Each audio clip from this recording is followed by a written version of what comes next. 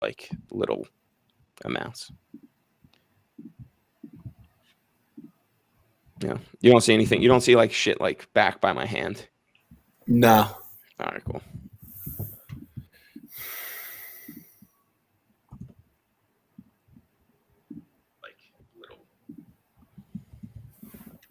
Baldino is good for 9.45. Money. I still hear that fucking cricket, Dom. I couldn't fucking get it, dude. I don't know where. Well, it is. it's definitely quicker than you. If I knew one thing about a cricket, it's definitely quicker than you. Yeah. Fun facts about crickets: they're nature's thermometer. This is how you know it's humid as fuck. The warmer it is, the more the more they'll chirp.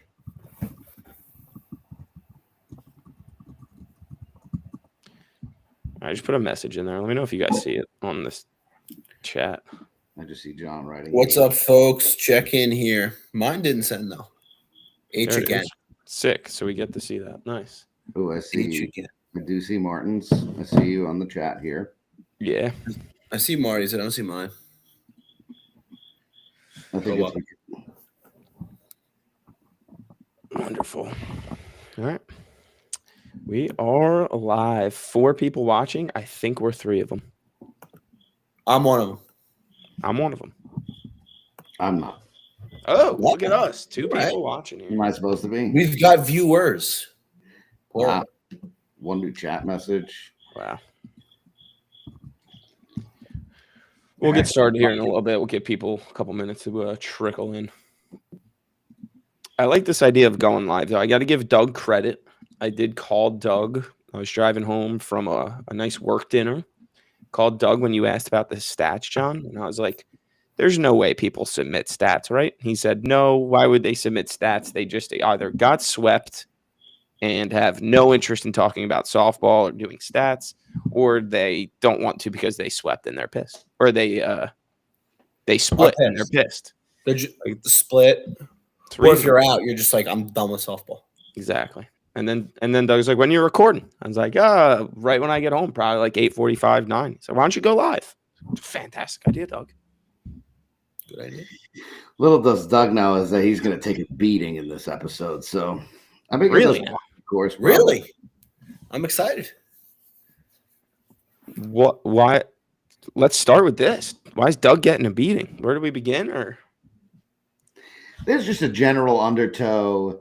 Thank you, Alyssa. This is my favorite shirt. I appreciate it. I think she's talking about the Mingies, bro. You can believe whatever you want in your distorted reality. Yeah. And you're distorted reality. You know, do we want to start with that? Do we want to start with that series first? Which series is this? The Cole Fluta Get Well Soon series? Yeah. We could. We got 9 viewers. I'll just tease the beating that Doug is taking quietly in the circles and in the whispers and the shadows, the murmurs, the lengths that Doug is going through to get Cole Fluta healthy. Dom. And play as little games as humanly possible to get him healthy. We've been on this podcast now for almost 30 episodes. Hi, Doug. I didn't realize Doug beating. Oh, shit. Yeah. We've been on this for about 30 episodes, Dom, and we are not ones for conspiracies. We speak facts, no fallacies. We don't make things up.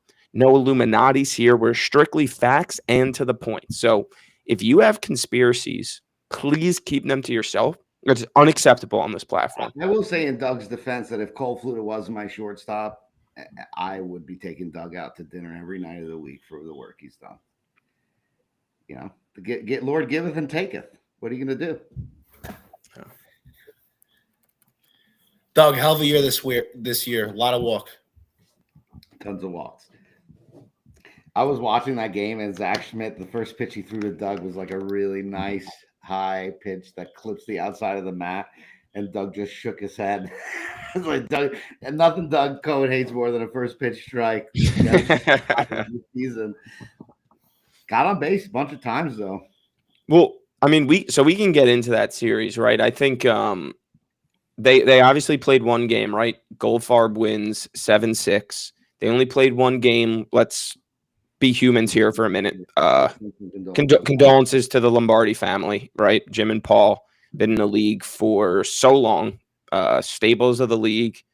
I believe their mother passed away, so condolences to them. And because of that, they played one game, so they had a chance to go to the services, take care of everything that they need to. So if you haven't reached out to the Lombardis, do so.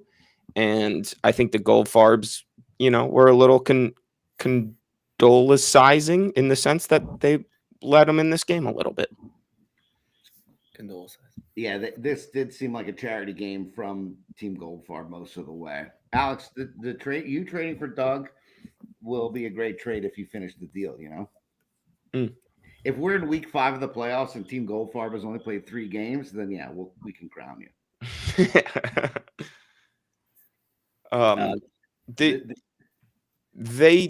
It was the bottom of the order again for Goldfarb. I heard that. I didn't watch the game, but I heard like Cole, Villani, Becker had like one combined hit, but it was, Alex had multiple hits, Doug had multiple hits, a couple other guys on the bottom. Billy had to play right field for a bunch. So kind of like the same old story for Team Goldfarb. Wailing on base all the time, just running amok. Yeah. And honestly, I did watch all the games that were streamed. I will say that Team Lombardi spotted Goldfarb about 5 runs in this game. Easy. Wow. Easy. And Zach Schmidt, wherever you are, I want to see you field the middle way better than you did on Sunday. Wow. Because those 2 or 3 outs you should have are 2 or 3 runs, and you guys win that game. It was one of those games where if your team, I think Marty, you guys had a very similar game the first game against Pzer. Only difference is Goldfarb maybe took a little bit more advantage and won the game, but it was like kind of like a deep breath, got it out of the way. We got it out of our system. It was, I think you would be hard pressed to find a member of Team Goldfarb that doesn't think that was one of their worst wins of the season. And in the playoffs, if you can get a win that way, who fucking cares, right? Take it. Mm-hmm. It doesn't matter how at this point. Like if you're looking at this maybe like week 16, 17, and this is like, fuck, we keep winning these ugly games. Maybe you care, but you get a win, you get out. That's it. I agree. They probably won this game 7-6. The tying run was on third at the end of the game. Then Goldfarb had maybe 5 unearned runs. So just, I think 1 hit from Becker. Villani struck the ball well, just like deep and at people. Cole is very clearly not healthy. Bija's playing good enough shortstop for the rest of their team. But, was he a problem? Was like it a problem that he was that short? I mean, they gave up 6 runs. I can't imagine Bija at shortstop is a reason this game was close. I'd say maybe 2 outs in the hole that Cole gets to. One of them probably would have saved 1 run. So maybe they win 7-5 with Cole at short. Not to say that the difference between Bija and Cole isn't, the Marianas Trench, but the way that their team plays defense, the way that Becker pitched that game, he knows that Cole is not a shortstop behind him. So he's just affording a little more grace to the outfield on the right side of the field. Alex made good plays. Rich Hartley made good plays at third. Villani and Ush had a great day. He had, I think it was like 2 for 3. In the beginning of the game, I think the second inning when they scored a bunch of runs, he was really the only one that got, like, I would say, a good hit, like a clean hit. That wasn't an error. He played really well. And if Ush can really hit well on that 5-6 spot, that's how the team is really going to go. But this Lombardi team is, I like their energy more. You could tell late in that game. It's a beautiful trench. What's down there? It's a beautiful trench. Don, that's how you know he hasn't been listening to a word you've been saying.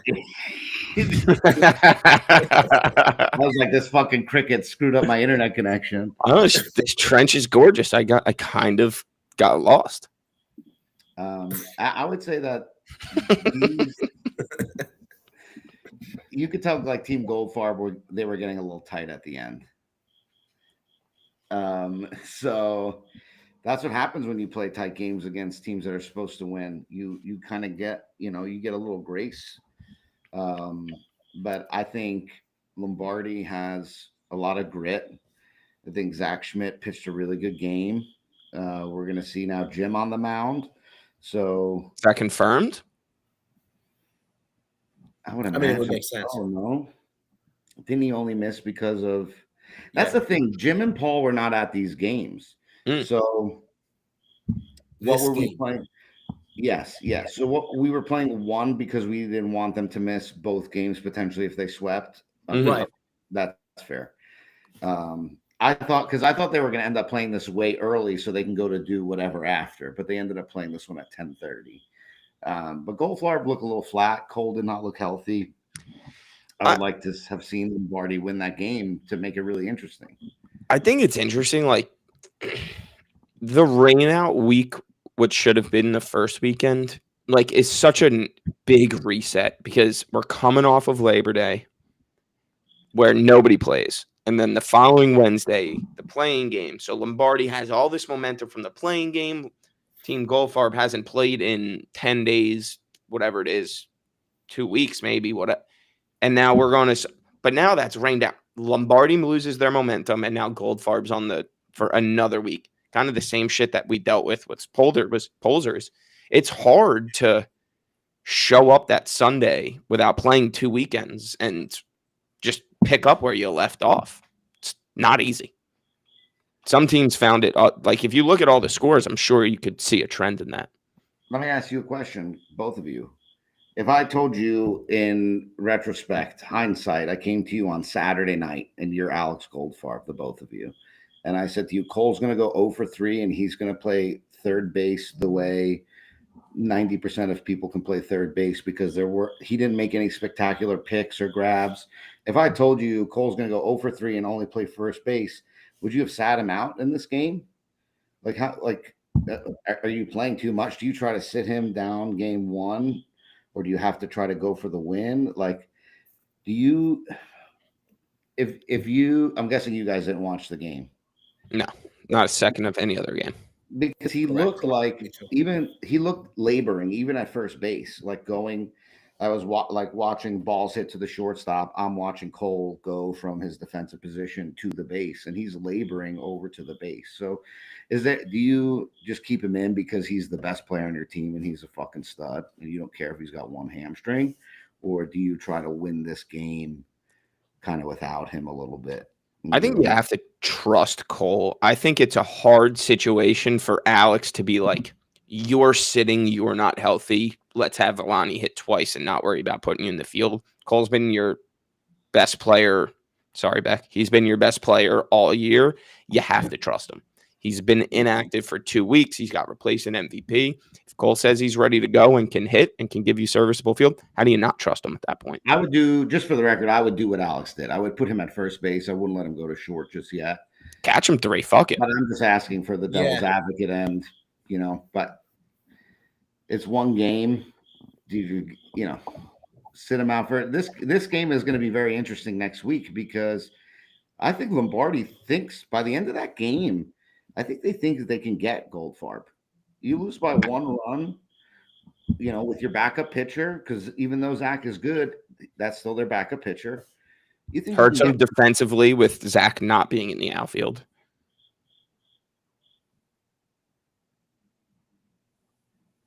Interesting comment. If Becker was the 2 and he bats twice, do you sit Cole? I don't think how is Alex sitting Cole? Yeah. That's an impossible conversation to have. I don't like. Can you even do that? How bad did Cole? No, look, if your Dom? best player says he's ready to go, you let him go. Right. Yeah. And What did he look like, Dom? Like, was his swing fucked up? No. Was he hobbling to first base? It's hard to swing without your legs.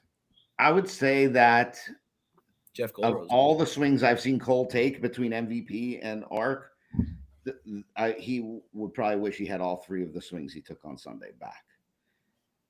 To say they're bad swings would be incorrect because even Cole's bad swing is better than an average swing. So that's why it's like, even if Cole has one leg, I'm going to bet there's a 450 hitter inside of that one leg. Maybe he's not going to be 600 hitter, but I'm going to assume a 400 hitter that can get to he can get to first base fine. He's the scariest. Is he getting thing. run for? Yeah, I don't think he got a hit, so it was hard to say, but I don't imagine that he would run. The thing that's going to be tough is what if it's the top of the ninth and it's a tie game and Cole hits a ball to the shortstop and he just gives that extra little stretch going to first? It's going to be that, like the unscheduled move, or a ball gets kind of blasted at him at first where he, in nothing but instinct, makes a reactionary move. So I think that's the scarier thing than a set swing or a run to first or anything like that. I mean, Cole could also, in that situation, be like a little bit self-aware and be like, listen, I could take myself out of this game. And now Villani or Becker is hitting whoever's behind him in the order. I don't know exactly how that worked. Yeah, Becker. Yeah, they hit two missiles that they grabbed. Swing was fine. I agree. His swing is better than 85% of the league, even at 85%. So it just looked. I think the whole team wise, his energy makes them go. Like the defensive plays he makes carries over to offense. When he, just like you, Maury, you stretch a single into a double into a triple.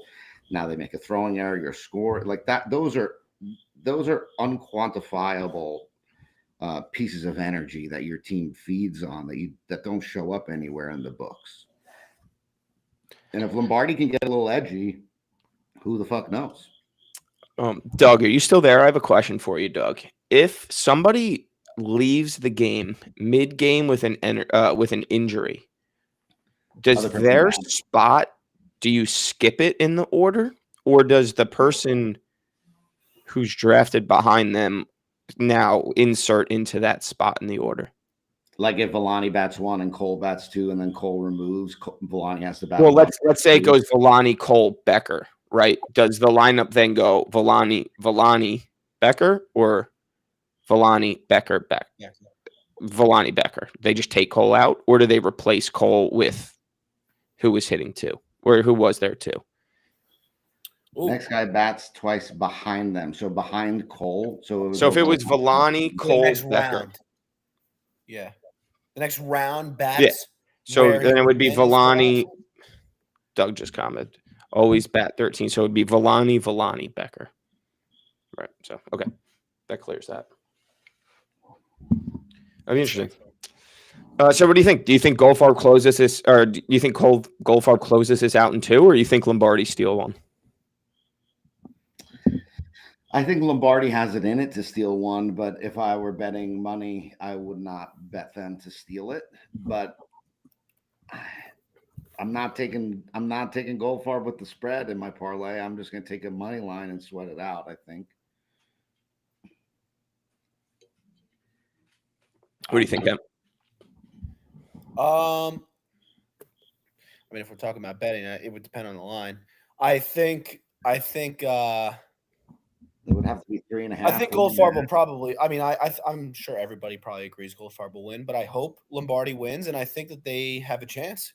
Like I'll say Lombardi will keep it close for like 5 or 6 innings, and then Goldfarb will have that big inning where you're like, all right, and then everybody walks over to the other field to watch you guys, Marty. Probably lose to. I think if Lombardi wins game 1, there's going to be an entire league of people on Lombardi's sideline for game 3. Excuse me. So, if they win game 2, game 3, the entire league is Team Lombardi fans, which can get which I want to see. I would like to feel that electricity at Union Hill, right? I really would.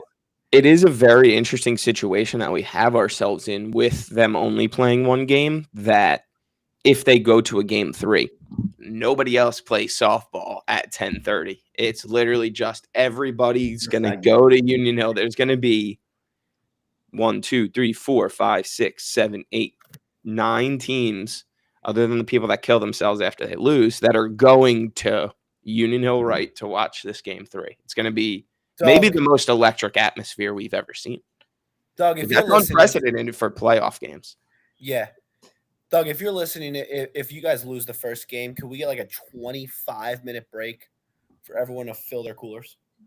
Then it's just The Party time in Union it's so poetic because it's like the life force of Doug Cohen is the linger energy at Union Hill.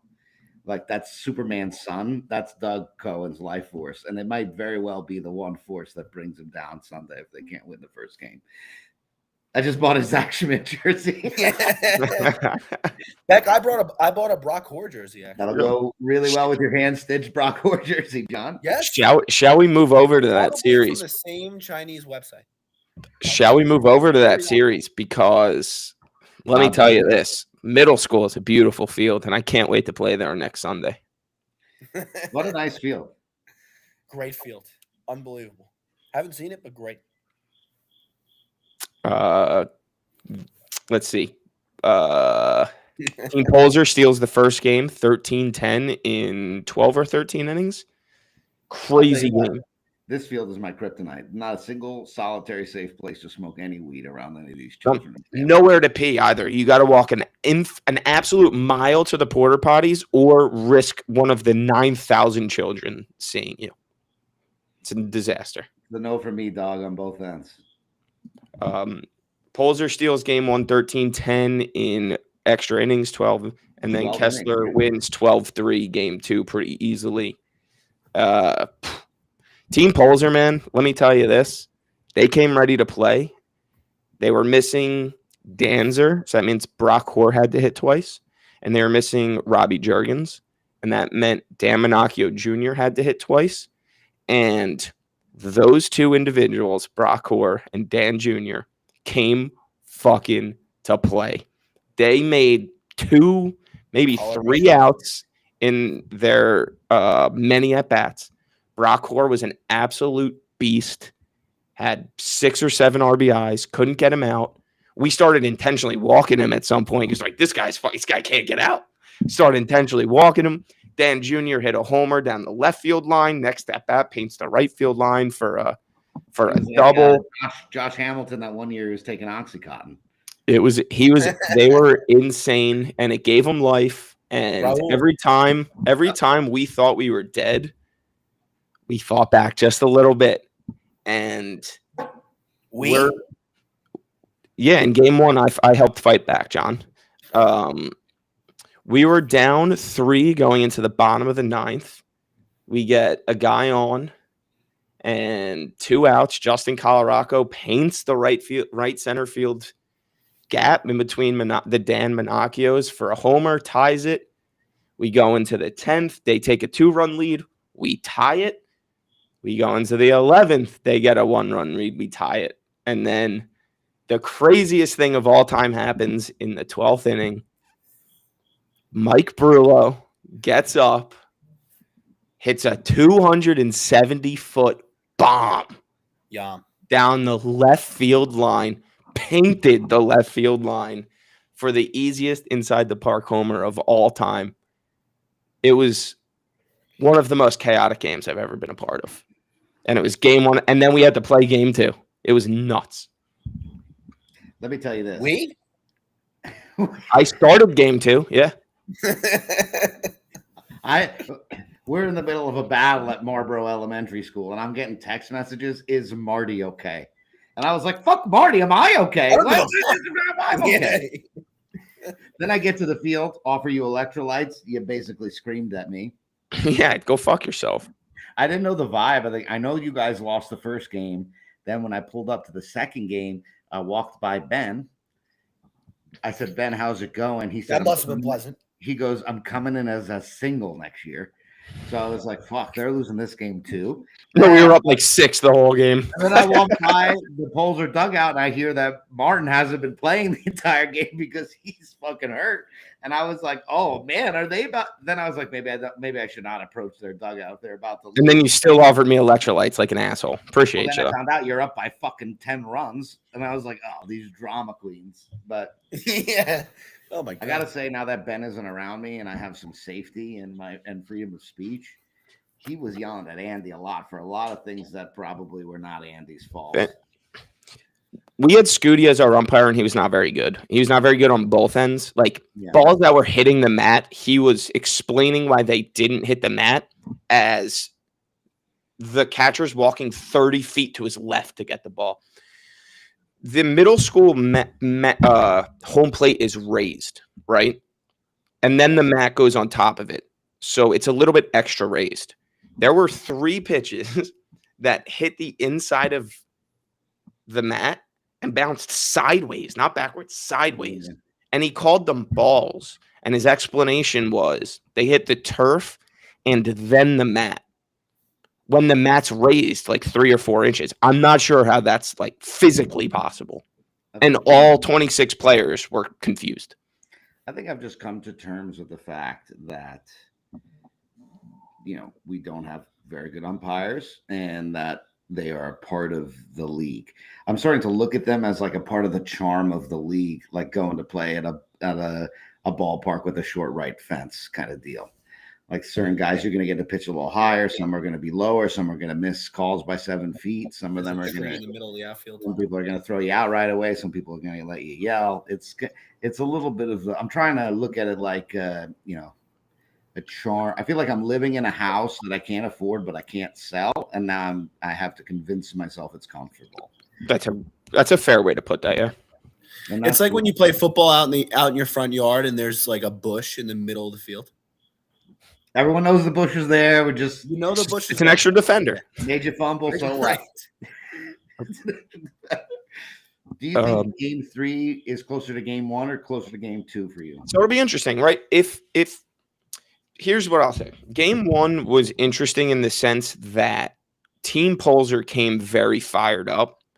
And I think they used a lot of emotion to win that game. And then game 2 happened, and they came back down to earth. They won the game that maybe they weren't supposed to, and their energy came down. There was that 10 break. We had to wait for Beef to walk across town to use the bathroom. And by the time he came back, Pzer shot their load in their blow-up doll, and we needed and then they were ready to play. And they didn't have much life in game 2. So what energy does Pzer bring? We got a different field, which is interesting.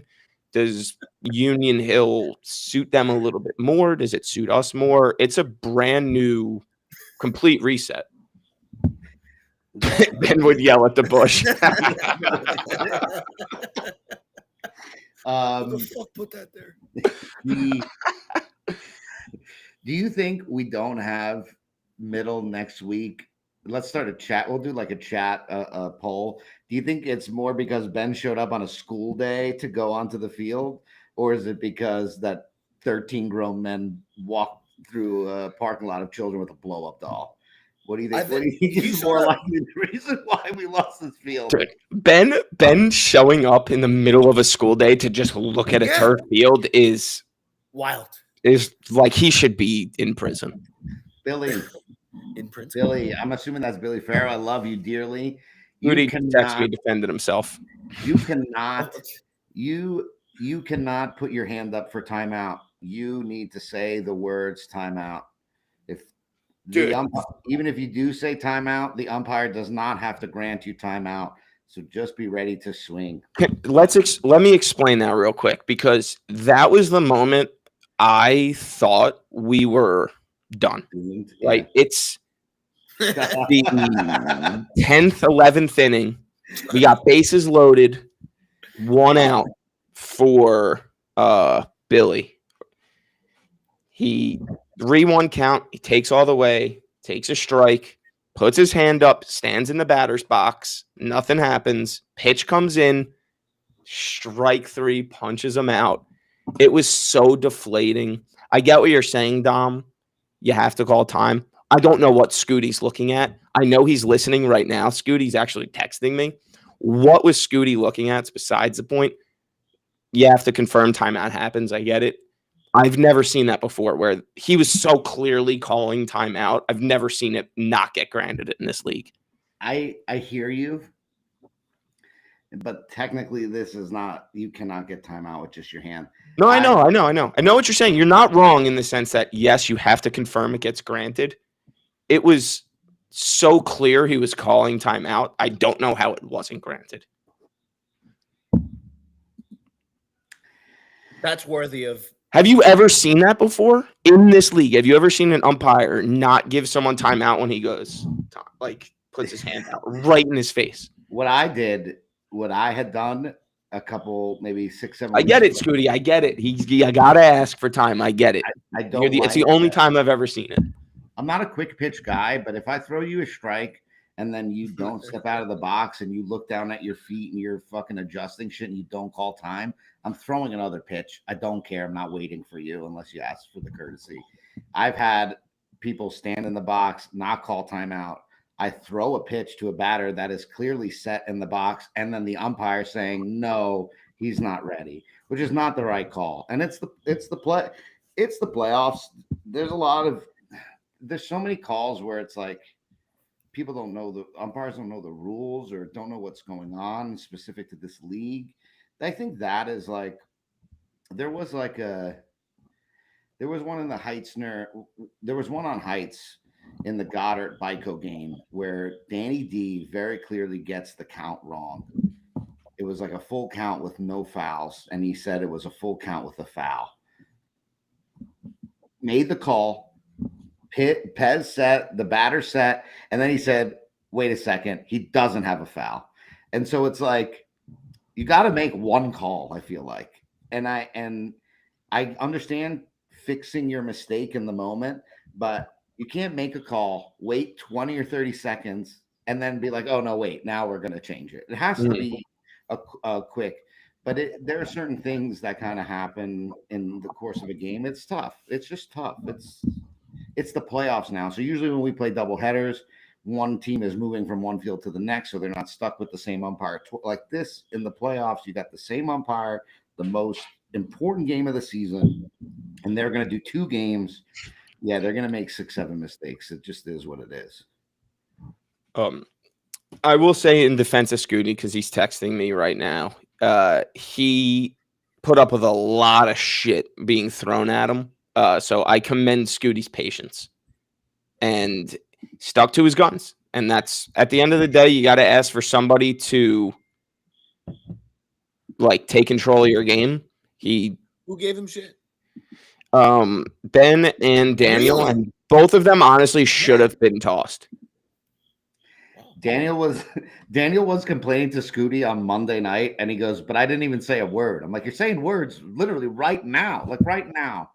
I think it's just, do you feel like Scooty cost you game 1? No. We cost ourselves game 1. We stranded, not even kidding, What's up, Mikey? 9 winning runs. Like, we had the chance to win this game with 9 different base runners, and we stranded every single one of them. I want to know where Faz is getting the rule. Like, I know he umps and that is how last baseball night, works. what was it? Tuesday night, we watched Jacob Tannen do the same thing. Put his hand up, not ask for time. Well, Dom, that was I was on the other team. That was unbelievable that he didn't get time. That was unbelievable. Well, after it happened, there is also a point where you do have to, like, you've got your hand up, you're calling time. The pitcher's just pitching, the ump's not granting you time. You got to put your hand back on the bat and swing. Be an adult, right? And then you freak out at the umpire. Yes, but even that umpire, you do have to get that time call. Even that umpire, not knowing what happened in your game Sunday, literally said the same thing. You have to verbally ask for the timeout. I don't have to grant it unless you verbally ask for it. So why would 2 different umpires, 2 different leagues? No, I mean, just because you can put your hand up and still get time. That doesn't mean you're guaranteed time, right? I did just text Drazinski the link, by the way. So if we want to move on from this, we can. Is he ready? Yeah. Scooty wants to call in. What does he want to talk about? All right, predictions. I'm not going to predict. What do we think happens in Game 3 of Pzer versus Kesler? Union Hill left, switching fields. We don't have the permit. Oh, actually, one question on this. I was thinking about this today. We have second field choice in the first round, and we no longer have the field we chose. We were under the assumption that we were going to have the permit for the rest of the playoffs. Right, Doug? So do you think that we should have to take a field that's available because of a sweep, or do you think we should be able to take any of the fields that isn't Union Hill right? Like, should 4th Street be an option for us? Yes. Or no, because Bico picked it last week and is still alive? You should be able to pick any field. I You would should think so too. obviously be able to pick any field. I know that you would displace someone, but That's I the don't point know. of field choice. Yeah. Yeah. If you knew beforehand that middle would not be available this weekend, then no. But since you did not know that, We would have had obviously you to. should- They would have given us like a choice to pick a backup field at that point. Okay. But yeah, I think That's an it's that time in Cinderella when she's gone to the ball and she's danced with the prince and she's lost her slipper and she's gotten back home and now everything's about to turn back into a pumpkin for Team Pzer. That's how I feel. would have been a solid discussion. There you go, Doug. What would have? If we got to, but if we had to pick from all the way from the beginning again because we lost middle, That's an we easy- were cool with Union. We were cool with Union Hill left. Yes. I think, You should have picked that to begin with. If we're being honest. The reason we picked middle, which is interesting, is nobody's played there yet, and I think we wanted to be the one 2 seed takes the unknown field. confident we could beat any team on any field, but we wanted Okay, to so we wanted to that be the doesn't- ones we wanted to be the ones that kind of learn that field, and if it's available in the semis and the finals in the second round, why not be the ones that have comfort there and see if we can use that to our advantage. So that was kind of part of the reason. It's incredible. Awesome field, literally like the nicest field we're gonna have next year. I think one thing I think we've learned is come playoff time, the sun at 8:30 a.m. is a little bit tough in the batter's eyes. Playoff game should start at 9 on that field. Worse than East Francis or Worse than East Francis at 9 a.m. specifically. Yes. What's up, Joe? What up, What's Joe? up, boys? What's going on? Joe Juraski. We'll move over to that series. Insane sweep. An insane sweep of Rosenstock. But Team Byko takes 2 against the mighty Rosenstock. How we feeling, Joe? Team Bike. Feeling good, man. Feeling good. The Team boys Bombing were Pits, sorry. excited. You guys were buzzing, dude. I loved watching your game. I tell you, it was we went in thinking like Eric and I talked a shitload for the last 2 weeks about some defensive alignments. We explored 5 infielders. We talked through about every possible option against them because they hit the middle against me a ton last time. And but we really settled in on what we went with, which was Richie at 2, sort of shifting the right field to a strength. And it worked pretty well. We worked pretty well. I worked him away Richie was most of the playing game. third, right? Most of the season. Richie's been playing third for probably the last back half. Since I've been pretty much pitching, Richie's been playing third. And we moved him back to 2. We moved Tracy to right center. Sheridan, who's been a nice addition for us, went out to right in that game. Who is that guy? I like his name. I am a fan of this guy. This is the guy you've been missing. Yeah, he was our clamp replacement, and I think Eric fought hard for a pretty solid guy there. They played ball at college together, I believe. Yep, they did. They did. And what's funny is Ronnie apparently, I think, had him on one of his fall teams. And I don't know if he just sucked for Ronnie, but he did. When Eric mentioned his name, he's like, "Sure, you can absolutely have him as a 7." Take that. Hey. So it sort of worked out for us, I'd say. You know, he's definitely a high baseball IQ guy. He's a gamer. It's fun. What do you think was like the difference in your game? Like you win game 1 4-1, you win game 2 12-3. Like what was it? Just Sunday morning? Like did the boys did you beat them energy wise? Did they kill themselves early? Like how'd you overcome the mighty stop? To be honest, I think in game 1, I think they went up 1-0 in both games actually early, if I remember. But I think in game 1. They had a chance early to. Joe, they went up 1-0. You walked Harper. Sags hit a missile. Harper went first to third, and they scored only 1 run. I was like, "Oh fuck!" Yeah, no, that's it, and that was game 1. Yeah, because it pissed me off that I walked Harp because Harp showed up. If the game was 8:30, Harp showed up at 8:31, And I was like, are you That's kidding me? I back just in walked this barrel, guy man. in 3 pitches and he hasn't swung a bat, let alone barely got out of his car. And so I was a little pissed. I walked him and yeah, it was good to sneak out of that inning. But to be honest, I struggled those first 2 or 3 innings of game 1. I was having a little bit of a tough time locating the mound. The ball felt sticky on the turf. It was just the leather on the hand for whatever reason. I ended up rubbing dirt in my hands to make it feel a little cleaner. And they had a chance. They had a chance early in that game to, I think, jump on us, and they didn't. And then once they didn't, we just started rallying. We just played good ball from there on out. Yeah, I mean, Joey made a great play at third. Joe Tracy made a great play in right center. Tony made a great play in left center. This new guy's he just getting singles on the hole, just getting on base, great energy, talking all the time. I didn't see Richie curse anyone out or start a fight. Like you That's guys a win seem in to of be, itself. You guys won 3 times. you guys seem to be like very poised and together. You guys had wit. I watched like the first game. I'll tell you, I counted 8 people that made outs on Rosenstock's team that never made it to first base. They never touched first base. They were not running. 2 of those 8 weren't even in fair territory anymore by the time the ball was caught. And that, to me, not very Rosenstock-like and super unacceptable in the playoffs. If you're hitting a ball to left center field and that guy's catching the ball while you're in foul territory near your dugout, that's a fucking problem because that guy's you drop that ball, he throws you out. It's the fucking playoffs. It's the playoffs. Yeah. And you guys did not do that. You guys had the energy the whole. I thought you guys came in like you were the better team. Like you guys were going to win this game. And Stock's team seemed like they were pressing almost all the way. That's been that stock. It's been the stock team like the last half of the year. They haven't been playing great. And Joe, I guess a question for you on that, right? You guys played them the last week of the season. You lost 10-4. Is there something that you saw in that game or something you got at the end of that game that when you saw you were playing them week 1, you were like, we played them tough in a 10-4 loss. Like, we're kind of better than them. Let's fucking ride that momentum.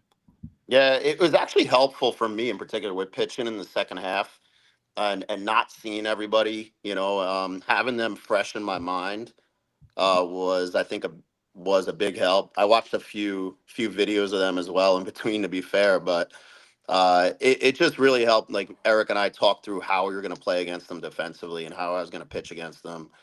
To be honest, Mark Harlan kicked the shit out of us in that game, that 10-4 game. And, we took a different approach with him as well. Can I ask a question about Mark really quick in game 1? Yeah. There's a play where I think it's Allegretti overthrows the second baseman. And I think maybe it's Richie or someone is running from second to third. And Mark Harlan is Richie's coaching third. He looks like he's on the field. Mark Harlan runs over to third base and slides at it like it's a force play. And Kenny called the guy out.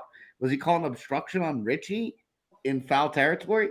I cannot. I clipped the play. I can send it to you, Martin. I cannot fucking make heads or tails out of what the fuck Mark Harlan was doing because he slid to the bag like it was a force out on an overthrow. And then Kenny called the guy out, but you can't hear anything. I have no fucking clue what's going on. I don't even remember that play. Dom, I don't know if you smoked a lot when you watched that video, but I did. I don't fucking remember that play. I'm sending it right now because I'm so confused. You scored on this play. Yeah, I'm looking at you right now. Oh, maybe that's why I don't remember the play because it was behind me. You I don't know. And Richie's coaching third. If he's a foot in foul territory, it's a lot. Martin, I just sent it in the chat. I just don't know what's happening on this play, but it just seemed like. How was the second game? Because it was not filmed. The bats come alive a little bit. Yeah, I think we were done. He gets tagged. What's that? He gets tagged. Yeah.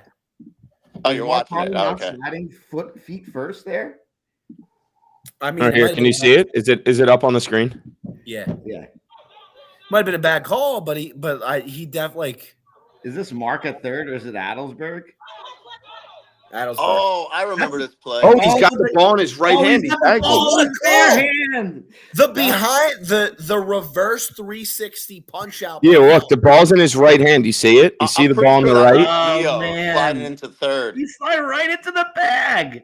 What a play. That was safe. What a Give us play. What a No, call by he Kenny. Yo, jumped. watch Kenny's call. Give Watch us a Kenny's slow-mo on his excitement. call. Oh, by the way, He Kenny's goes an awesome safe. ump. Just kidding. He's out. The best on.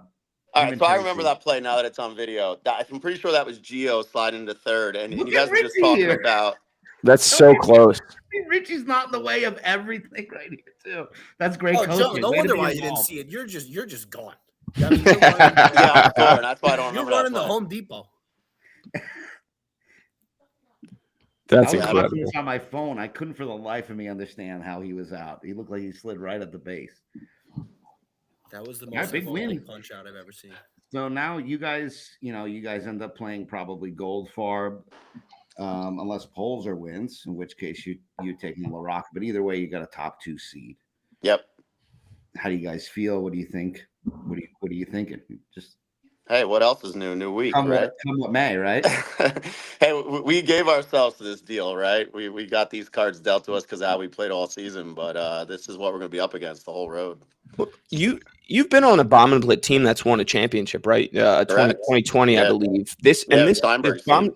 yeah, and this is kind of how an Eric drafted team always plays. You score a little runs, you give up a little bit less, and you play tight, playoff type ball games all year, where it's dogfight. You're fucking inching and clawing for space and runs, and it plays in the playoffs. Yeah. I mean, I think the differences in the playoffs, and I think you guys talked about on this pod a bit before, is guys tense up, and I think good defense tends to win. We see it all the time in this league where these veteran teams that you like almost dismiss take cute long runs because they just play smart ball, late into the season, and where the guys are just swinging away. It just doesn't work anymore for whatever reason. Yeah. Yeah, mistakes matter a lot more in the playoffs. Yeah. So, I like our odds as a defensive team. I think defensively we are situated really strong. And if we can put together those few hits, I mean, shit, if I can keep Dude, you chucked the way you chucked on Sunday. if we can keep teams to 2 runs against, we should be all right. But Yep. I don't anticipate that's going to happen the whole playoff run. But if we hit, we've got a chance to go far. Joe, is that a due process hit? Yeah, it is. I was What the fuck are the odds of that? Yeah. You were there today? I was there yesterday. Yesterday. Yeah, it's the only reason why I know the logo. Yeah, that's a fun track. It's a hard track, but it's a fun track. You a good golfer, Joe? I am, yeah. Nice. Yeah. I Better was out golfer playing or today. softball player? What's that? Better golfer or softball player? I don't know. Wow, yeah. Tough Think one. about it. Means he's a good golfer. Yeah, that's a tough one. That's a tough one. I'm like a 13 in golf, so Okay. All right. Like I mean, I around don't know. 13? Draw that up. You're the You could Billy have a good Gisano battle. of golf. Me and you could have a good battle, Joe. There you go. Not in softball. I'm terrible. Look in at softball. Tony. But golf, yes. Mark tagged Richie with his foot. Can he jump? I guess better softball player when I think about it, but probably a better future in golf. It's a better old man's game. There you go. You got anything else for the team for us before we let you go? We appreciate you. You chucked a hell of a 2 games. I loved watching you pitch. Tell us something about Team Bomb and Blit that we don't know, right? We know you guys play good defense. We know that Richie's a crazy person. We know that Tony fingers you guys. Like, what about the team doesn't the public know? Do we know about the younger brothers? The size of his blessing, dick? so to speak. We got that one. What about Ralph's fascination with anything that's female? I mean, Ralph D'Amato. I mean, the texts we get from Ralph are just. I mean, I think he sent a midget in a string bikini tonight. I'm pretty sure. I'm not sure. It's so random. So vibes are high. The chat vibes are high. Yeah, we get good chats going. Yeah. There you go. Good shit. But yeah. How's everything else looking? What's your guys' vibes? What's the top 8 going in here? I mean, are we assuming the top seeds are winning? Any upsets? I know it's tough. I can't speak for myself. I hope Team Pzer doesn't upset me. But other than that, do you think Lombardi's going to win? Like, do you got any thoughts on them? They got to win 2. That'd be a shocker. It wasn't a close game, though. 7-6. Surprising. What's the scoop with the game? Actually, I got a question for you. You guys don't know the answer. Why is the game got moved from middle to Union Hill left? The other one, your game. Doug, get those thumbs going. We don't. They, I believe, gave us the permit as a grace because of Marlboro Day took Muni from us. So it was just a replacement field now. It seems like the contractor wasn't very happy that we played on it prematurely. So in order not to ruffle any feathers, we're just kind of go back. We only need it for the first round, I guess, because now there's going to be only 4 series to worry about going forward. But the unfortunate part about that, Joe, is that was not relayed to Team Kesler when Team Kesler was picking the field. Imagine not, yeah. Yeah, so we didn't know when we picked it. We would not have picked it if we only had it for that individual day.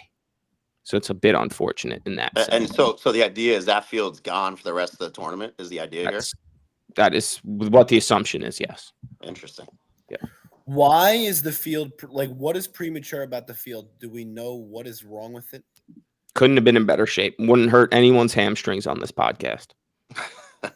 I think they had to get that in, Joe. I'm sorry. Yeah, about what you do to turf, and I think there's a part of the fencing and some of the ancillary stuff around the field that is not finished. So it's probably some sort of insurance liability since it's not completed. I'd imagine it all just it all falls down to the legalese. They need to WD-40 the first base dugout fence because it was squeaking up a storm. All right, Joe, you got anything else for us? No, man. Thanks for having me on, guys. Appreciate it. We'll see you Sunday. We look forward to seeing it. Make All sure right, be good, boys. streams your game, please. Please. Yeah, it'll I don't give a fuck who it is. Just delegate. Yeah. We'll make it happen. Thanks, Joe. Later, boys. That felt like a shot, Dom. No, I mean, there's some fields that just did not stream anything.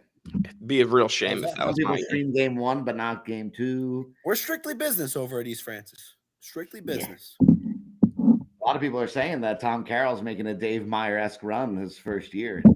Taking the lady East Francis out to dinner, a little seafood boil, see what happens. Connor, we called you and your brother, see if one of you would come on the pod to talk about your disastrous performance on Sunday, but we've missed the boat. We have another guest now, right? Yeah, I just sent them the link, so we can maybe kill some time. You want to tell them I sent it? We can kill some time for that series. Yeah, sure. Where do we say? So listen. I'm a big proponent of streaming games. I don't always remember Sunday mornings to stream my games. Sometimes I'm just a mental case and I'm so locked into everything else that I forget. It's hard to yell at people for not streaming the playoff games. You wake up Sunday morning, you're locked in. Yeah. I'm not mad at anyone. And I also don't think, you as the one should be. Oh, there he is. What's up, Chris? What's up, fellas? Guys, Mets Can you fan. hear me? What a guy. Yes, I we got can. it right here. Ken. How are they doing? Are they disappointing us yet or what? Down 6-4. Soto just missed a 2-run homer to tie it in the 7th. Great. Yep, par for the course. Oh yeah, ginger ale, Canada Dry. You guys are both having ginge? Wow. Sandgate, are you seeing this? All the poles or stars are aligning. Shit. Well, Chris, appreciate you joining. How's year one gone? Is it everything the league's been hyped up to be? Let you down a little bit? What's the summary? I'll tell you what, it's been great. Everyone's been asking me that kind of all the, whether it's my team week after week or, guys we're playing against. And yeah, I would say it's everything it was hyped up to be. I'm glad I got sold on it. I'm glad I'm in it. It's, playing with Bico has been awesome. It really has been a great first year. So I've enjoyed it. And I'll tell you what, dude, these playoffs are intense. Just a little bit. Just a little bit. How's your body after that full extension catch? I was just pulling that shit up, dude. Look at this play. For anyone that didn't see, I'm about to play it for everybody. This Pez will play is know. I've been on record saying that you are a top 5 defensive shortstop. this play's I've been insane. yelling at Pez Thank about you, it all Don. Thank you. season. Poor Jake Heisner had a rough day. Look at this guy. You get the tracker on him. Oh, Unbelievable. look at What Matt was Hill. funny- Could not be any less interested in where that ball is landing. It's funny you say that because that's one of those plays like, you know, I mean, I didn't know where I was. I was just going full speed. It was, you know, dove and I got up and I was like, they were yelling my name and I thought Matt was definitely closer to the ball. I'm like, dude, did I like call you off? Because I called it last second. I'm like, did I call? He goes, oh, I was nowhere near that. Look at that. Look at that extension right there, dude. That's Not Matt was insane. definitely closer to the ball. Matt was 20 feet closer. There's a huge gap right here. Oh man. Yeah, no, body's feeling good though. You know, it's that type of stuff that keeps you feeling young, Dom. I'll tell you this, Chris, the way that you play shortstop, you'd get me to run through the wall for you. Like I very much appreciate like the effort and energy you bring just watching you. Like you make so many insane stops, not even plays, like just knocking balls down, going nuts. Like a tip of the cap to the effort that you put out there. I think that you Thank you. deserve everybody's respect in that sense. Thank you. I So appreciate tell us how it, bad you you're going to beat the shit out of Team Goddard on Sunday. know? I'll tell you what. So this is, I guess, our 5th game against them, which is pretty. Division. I think we're 2-2. We had them in the opener in that tight game, and then I think they had us at East Francis, where they pretty much they were up from the start. We never got in it. That's kind of how game 1 was the other day, and then. Game 2 with them was a nail biter. We were up late. They scored, I think, 3 in the 9th. We had the tying runs on. I expect nothing different really here in game 5 or, you know, game 3 of the series, but game 5 of the season. So they're tough, man. They can hit. They can really, at any moment, they can kind of just turn it on and string hits together. Anytime you're playing the Torontos and, you know, Sailor and these guys and, and Jeff pitched great the other day for them. Really, Pez did too. It was I thought both the pitchers were really, really on their game the other day. So I'm expecting it. It's not going to be easy. That's one thing I learned. You're asking what I thought about this league and how I've enjoyed it. And it's not going to be easy, I guess. But looking forward to it. So it makes it fun, right? It's what makes coming out on top worth it. So what do you think? What do you think you guys have to do Sunday in order to take them down? Like one thing that is pivotal to your success.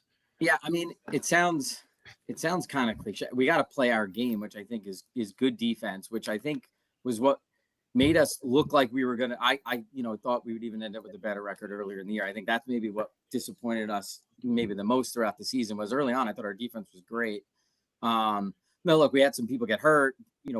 People miss games throughout the summer, right? So moving people around, I think.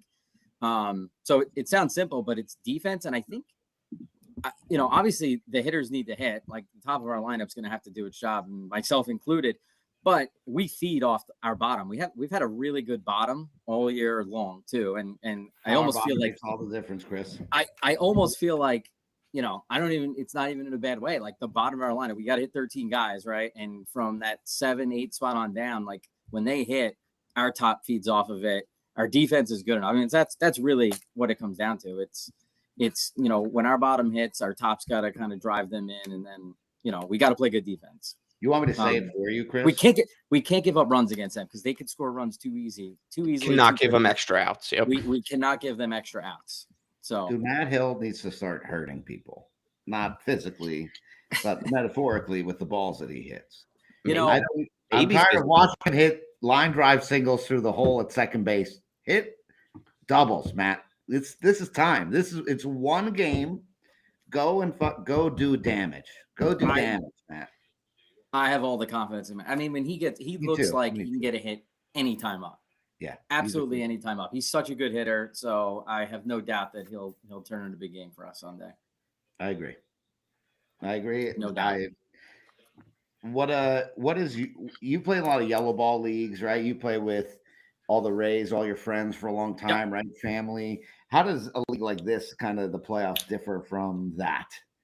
It's like a whole different world. It is a whole different world. I mean, the playoffs in that league are fun. Like, don't get me wrong, they are. And I would never say that it's not, because you get, yes, the regular season in that yellow league can sometimes get a little mundane, but when the playoffs come, like it's still the playoffs. Those teams all turn in their best games, and it's awesome that we, the hooligans are in there now, right? Like that makes it, it's kind of weird. We're not going to play each other in the regular season, I guess, in this fall league, but hopefully we get you guys in the championship. But I mean, this is just, it's a whole different ball game. The intensity, it's 22 weeks, and every week in this league feels like it's the playoffs, and that there's something to be said about that. So, I mean, that's the difference. I love playing that league. That was one of my biggest hesitations coming here, was like, I enjoy playing with, cousins, my brother-in-law, my buddies, like it's fun. And I was hesitant coming here being like, well, if I'm not with them, you got kids, time's precious on the weekends, right? I'm like, I don't want to go play with a bunch of people I don't know, who I'm not going to vibe with. But I couldn't be happier, man. Like I said, it's been great playing with Baiko. I mean, I could go on down the line for our team. Like really, everyone was awesome all year, welcoming. I've had a great time. Like you said, Marty, like, just going all out for everything. And like, that's what this league brings out in you. Like, if you're not doing that, then you don't belong in the league pretty much, because everybody else is too. Mm-hmm. It's not just, it's not just one or two people on a team. It's everybody. It's as important to the 13th man on the roster as it is the first overall pick on the roster. So, yeah, it's been great. There's nothing more I could say about it. I love it. What's the experience been like with playing with Pez? He's a polarizing guy in this league, clearly. But he's been great to me. I gotta be like, I've had a great, Pez and I got a great relationship on the field, like, communicating. Sure, he gets heated, but he wants to win. I mean, that's really what it comes down to. It's nothing more than that in the end with Pez. He's out there to win, and if you're on his side and you're kind of rowing in the same direction, he's going to have your back. So I have nothing but good things to say about him as a teammate. That's he has your back. I've heard him yell at many people, including myself, about how you're like a top 10 player in this league. So he fucking loves you, maybe a little bit too much. Yeah. I mean, that's very nice of him. I gotta back that up a little bit more, I think. But I do appreciate it. I do hear in the rumor mill that, what is it, your cousin is a pitcher that's going to come in and is also locks in with you in the Caputos. Well, so it's my brother. It's my brother-in-law. So it's my wife's brother, and it's the Caputos, Joey and Vince's first cousin. Yeah, he pitches on the Rays.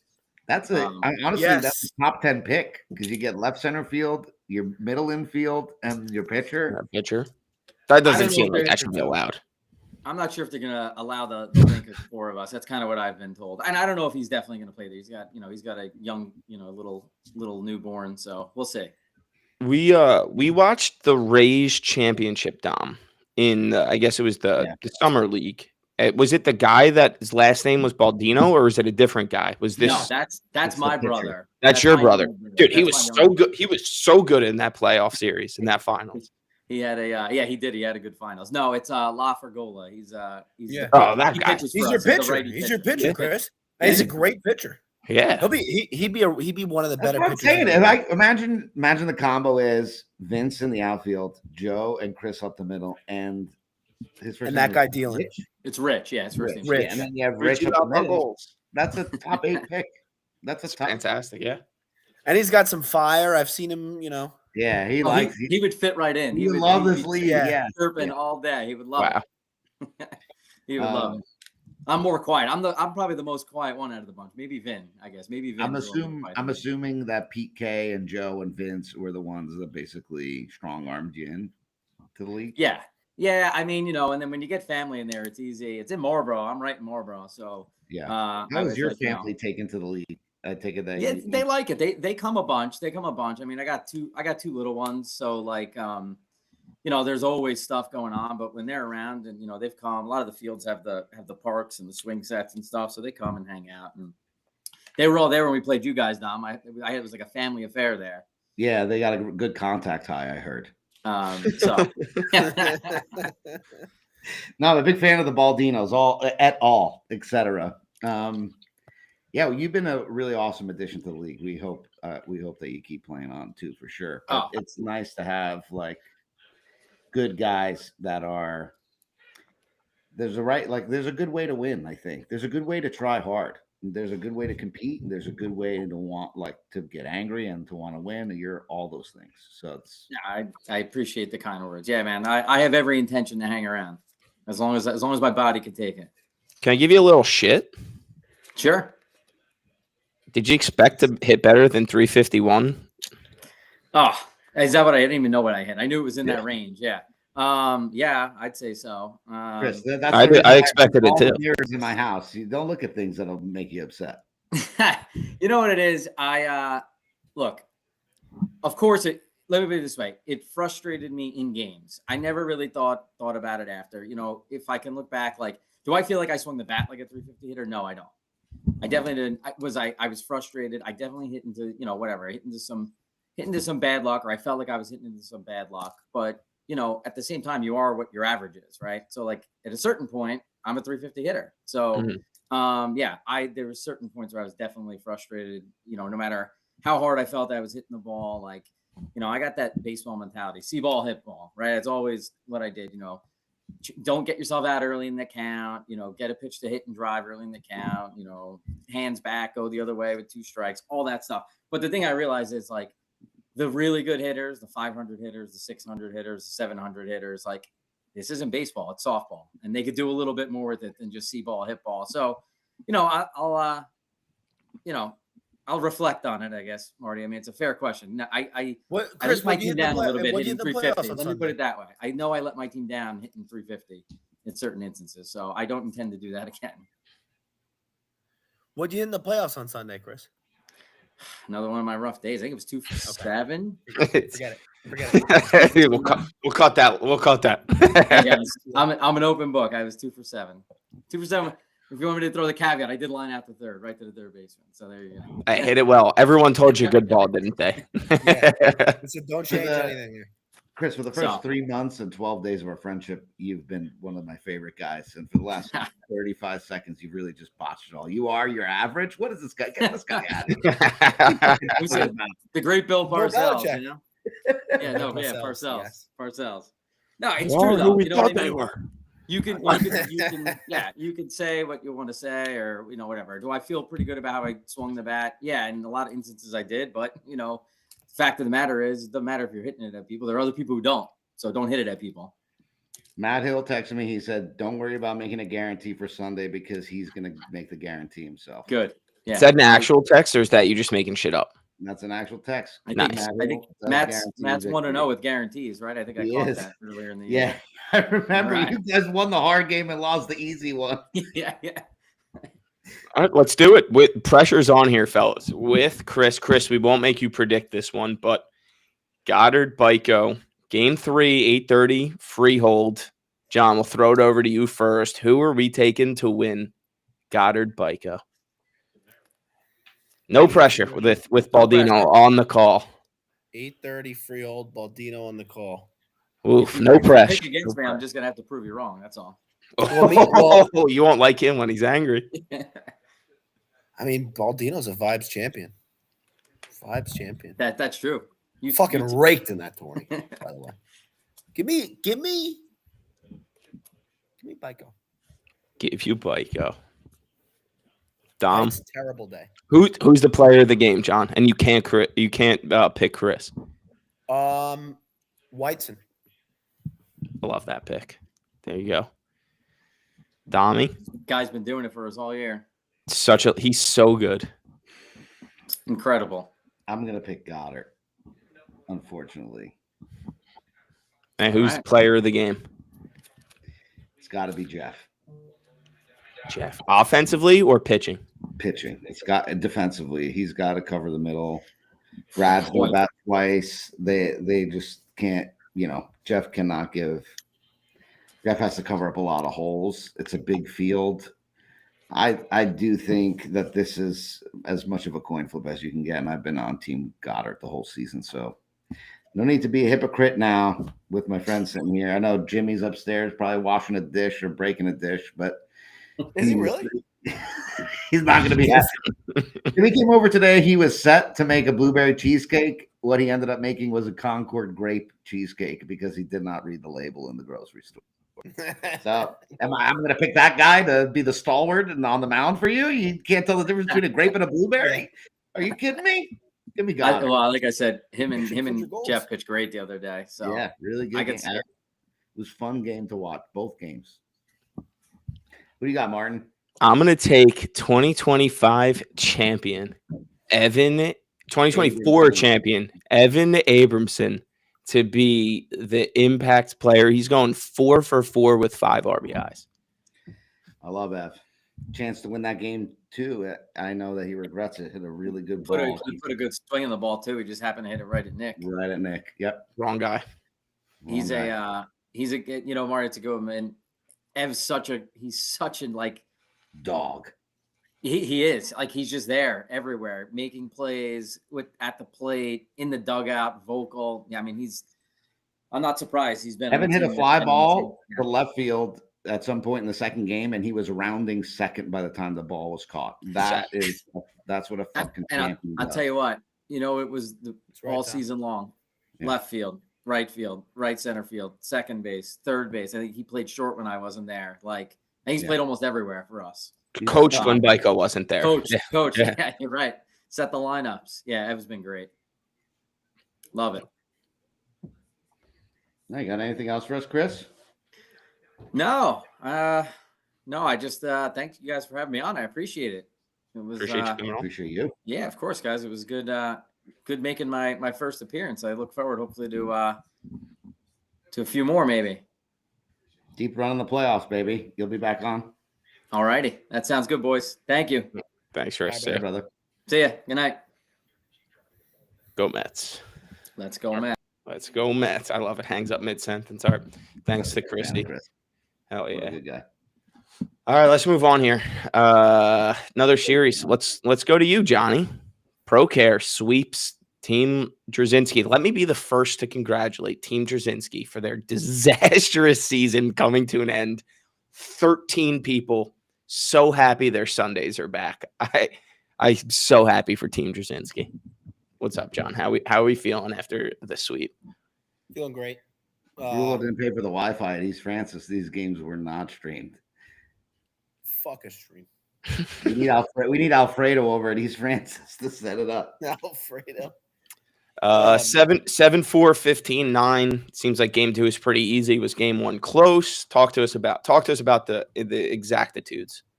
Game 1 was close for like 6 innings. And then we, in a 7-3, the final score. In a 7-3 game, a 4-run lead feels like a 10-run lead. I think it was 7-2 going into the last inning too, so it felt good. We have blown that before in the 9th, but not the way Josh was pitching and not the way we were playing. Probably the most fun I've ever had playing softball, to be honest with you. Dugout exploded like 10 times in an insane way. Can't We let hit 6 home runs at East Can't Francis. let the lads get going. That's the problem. Let the lads get going. Guys, Is this Carroll team a wagon? That's what we're trying. That's what people are trying to ask. People are asking. Here's the thing, if any of my teammates are listening, I'm sure they already know this. None of us have to say it. We just have to show up every week. It's really that simple, because there is a team Proare out there that is not good at softball. There is, but there's also a Proare team out there that will not lose to anybody. Absolute wagon. I would like to see in this next round wagon versus wagon, Marone versus Carroll. That will be. I would like to play Glenn at this point. I'm ready to face Glenn. I didn't want to do it round 1, but at this point, I'm ready. I'm definitely ready. Wow. To get going. That's vibes on vibes. Just, bro, what a series that would be. No one has ever wanted to play Marone in the playoffs before. That's crazy. Let me say one thing. Let me say one thing really quick. Go. I'm just looking out for the safety of everyone in this league. Do not, at this moment in time, the next couple of weeks, as long as we're in the playoffs, do not let fans on the field. That, and especially anywhere near Joe Piccarello. That guy is fired up, ready to go.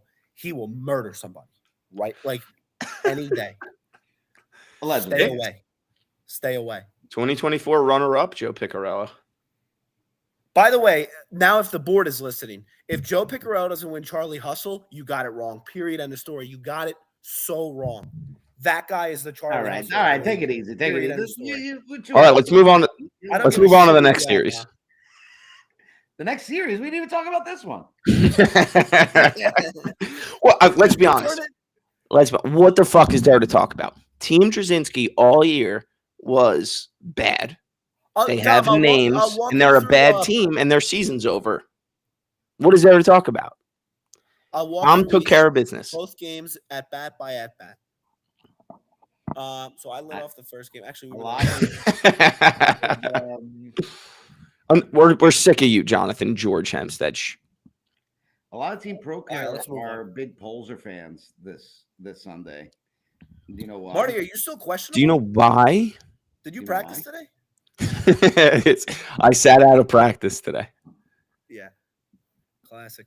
Why? Do I know why Team Carroll is a fan of Team Pzer? Maybe because I sat on this podcast like 3 months ago and eviscerated their team.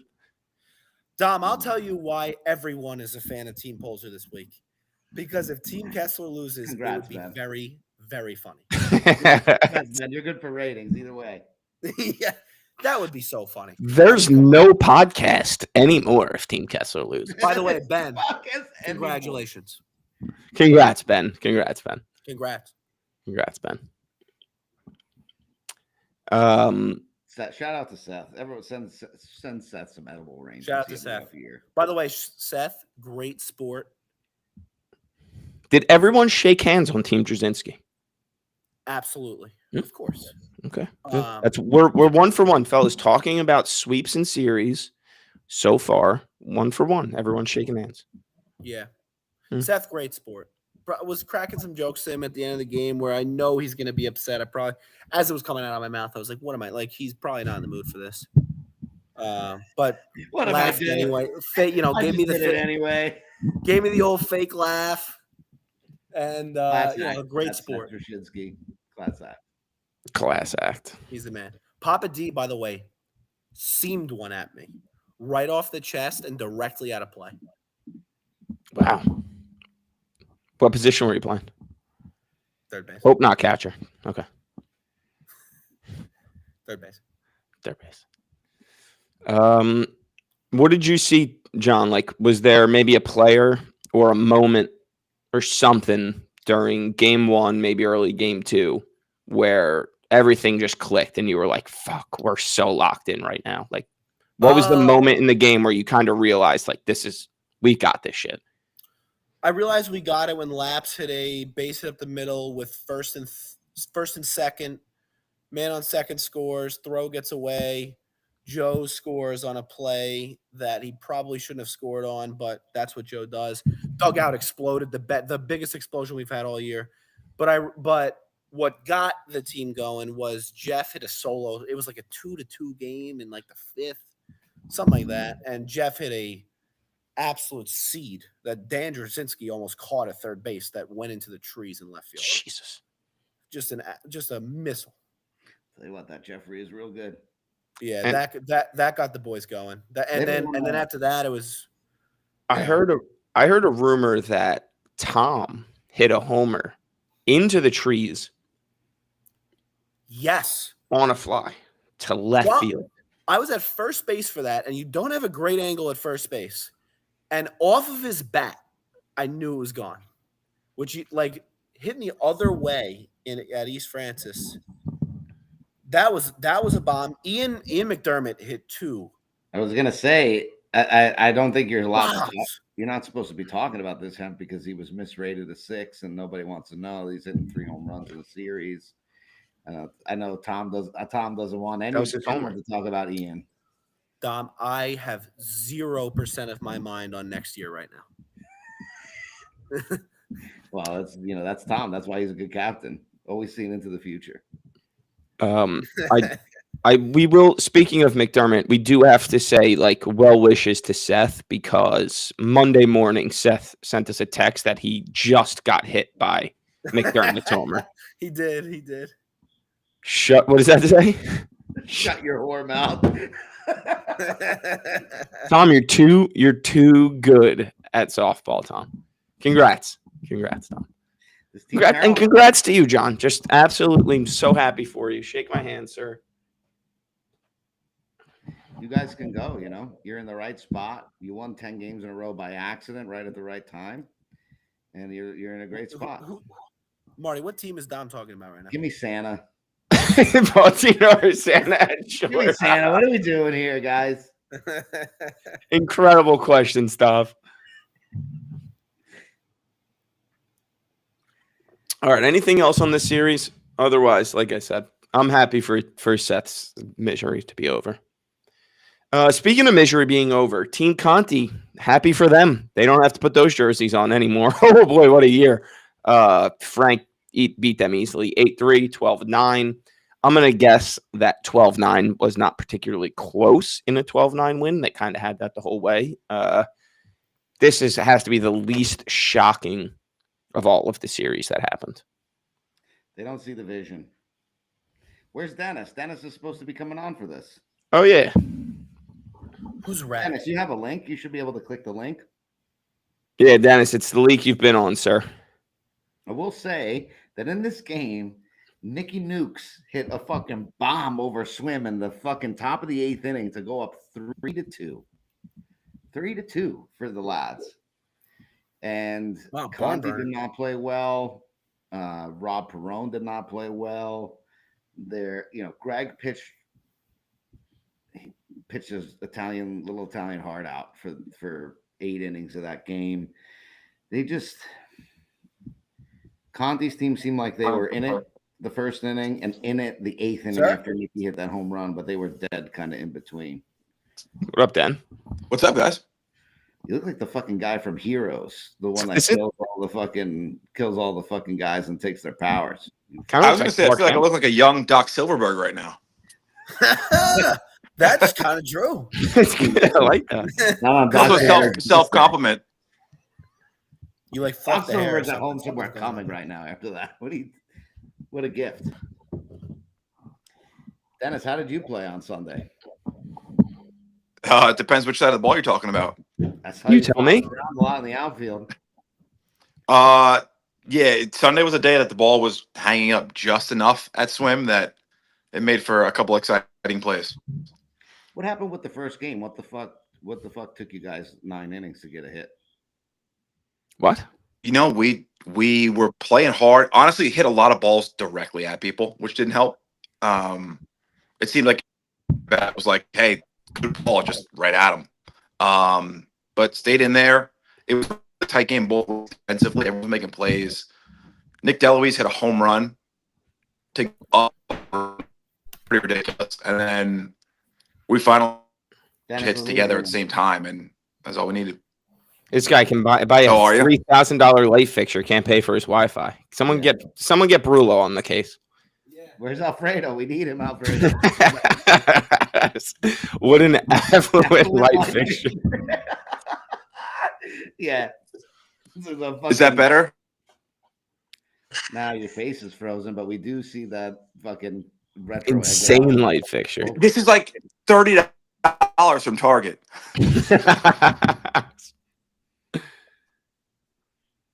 John's. Yeah, the Wi-Fi wasn't working because I wasn't on it, which probably not the right approach.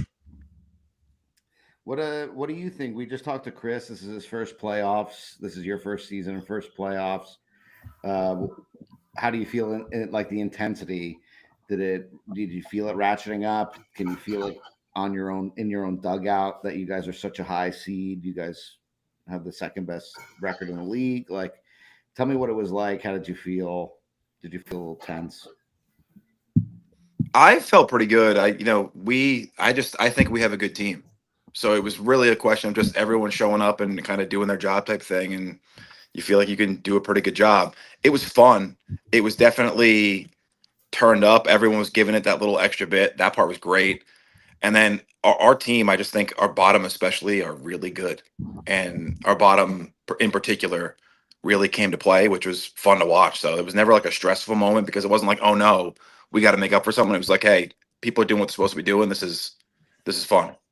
Yeah, like something that we talked about on the last podcast before the playoffs was the fact that you guys have so many just champions on your team, right? Faz, Bonge, Kane, Loraca, Ruben, Murphy, B-Faz, Jay-Z, Pershing, Martino. Like, did you feel this sense of calm and all of the been there, done that, like energy? And how did you and like Carl react to that type of leadership?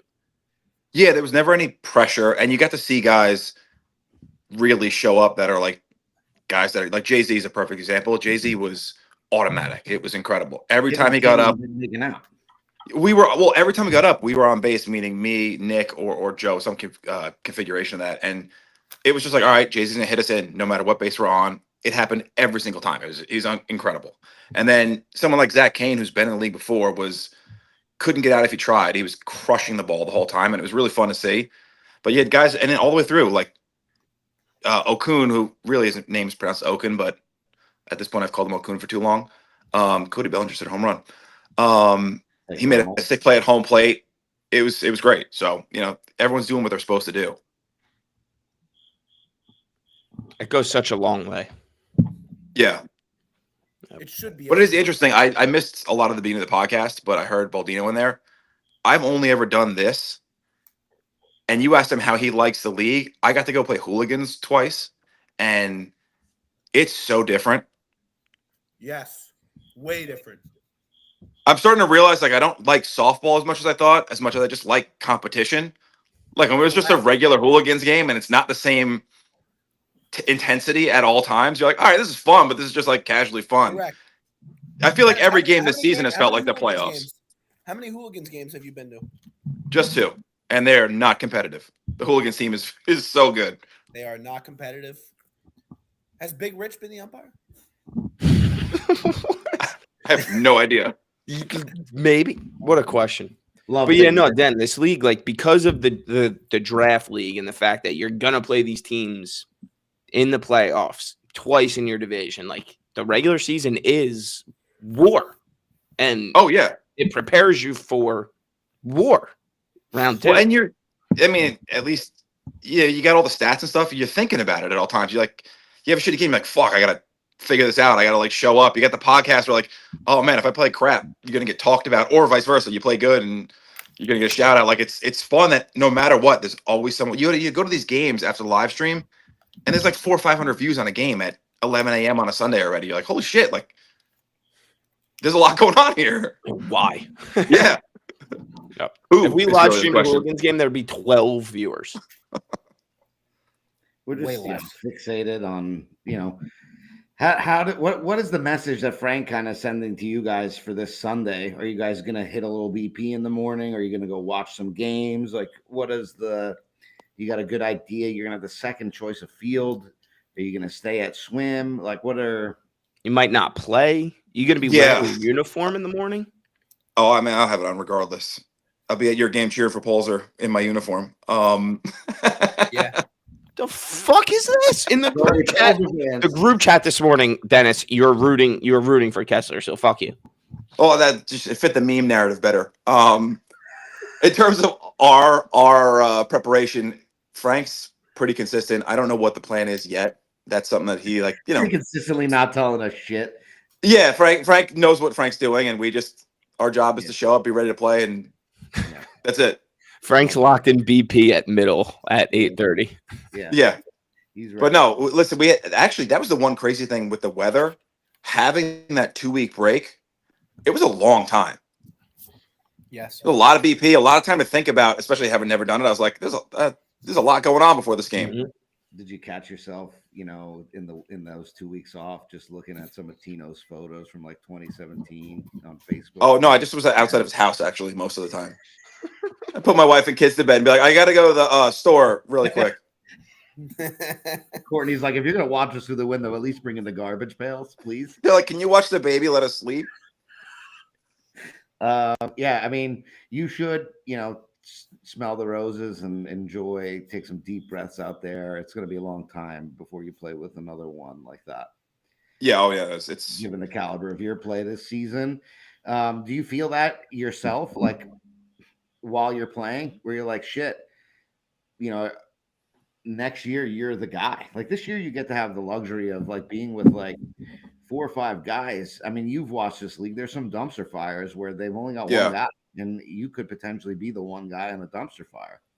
It's So like, definitely a different experience.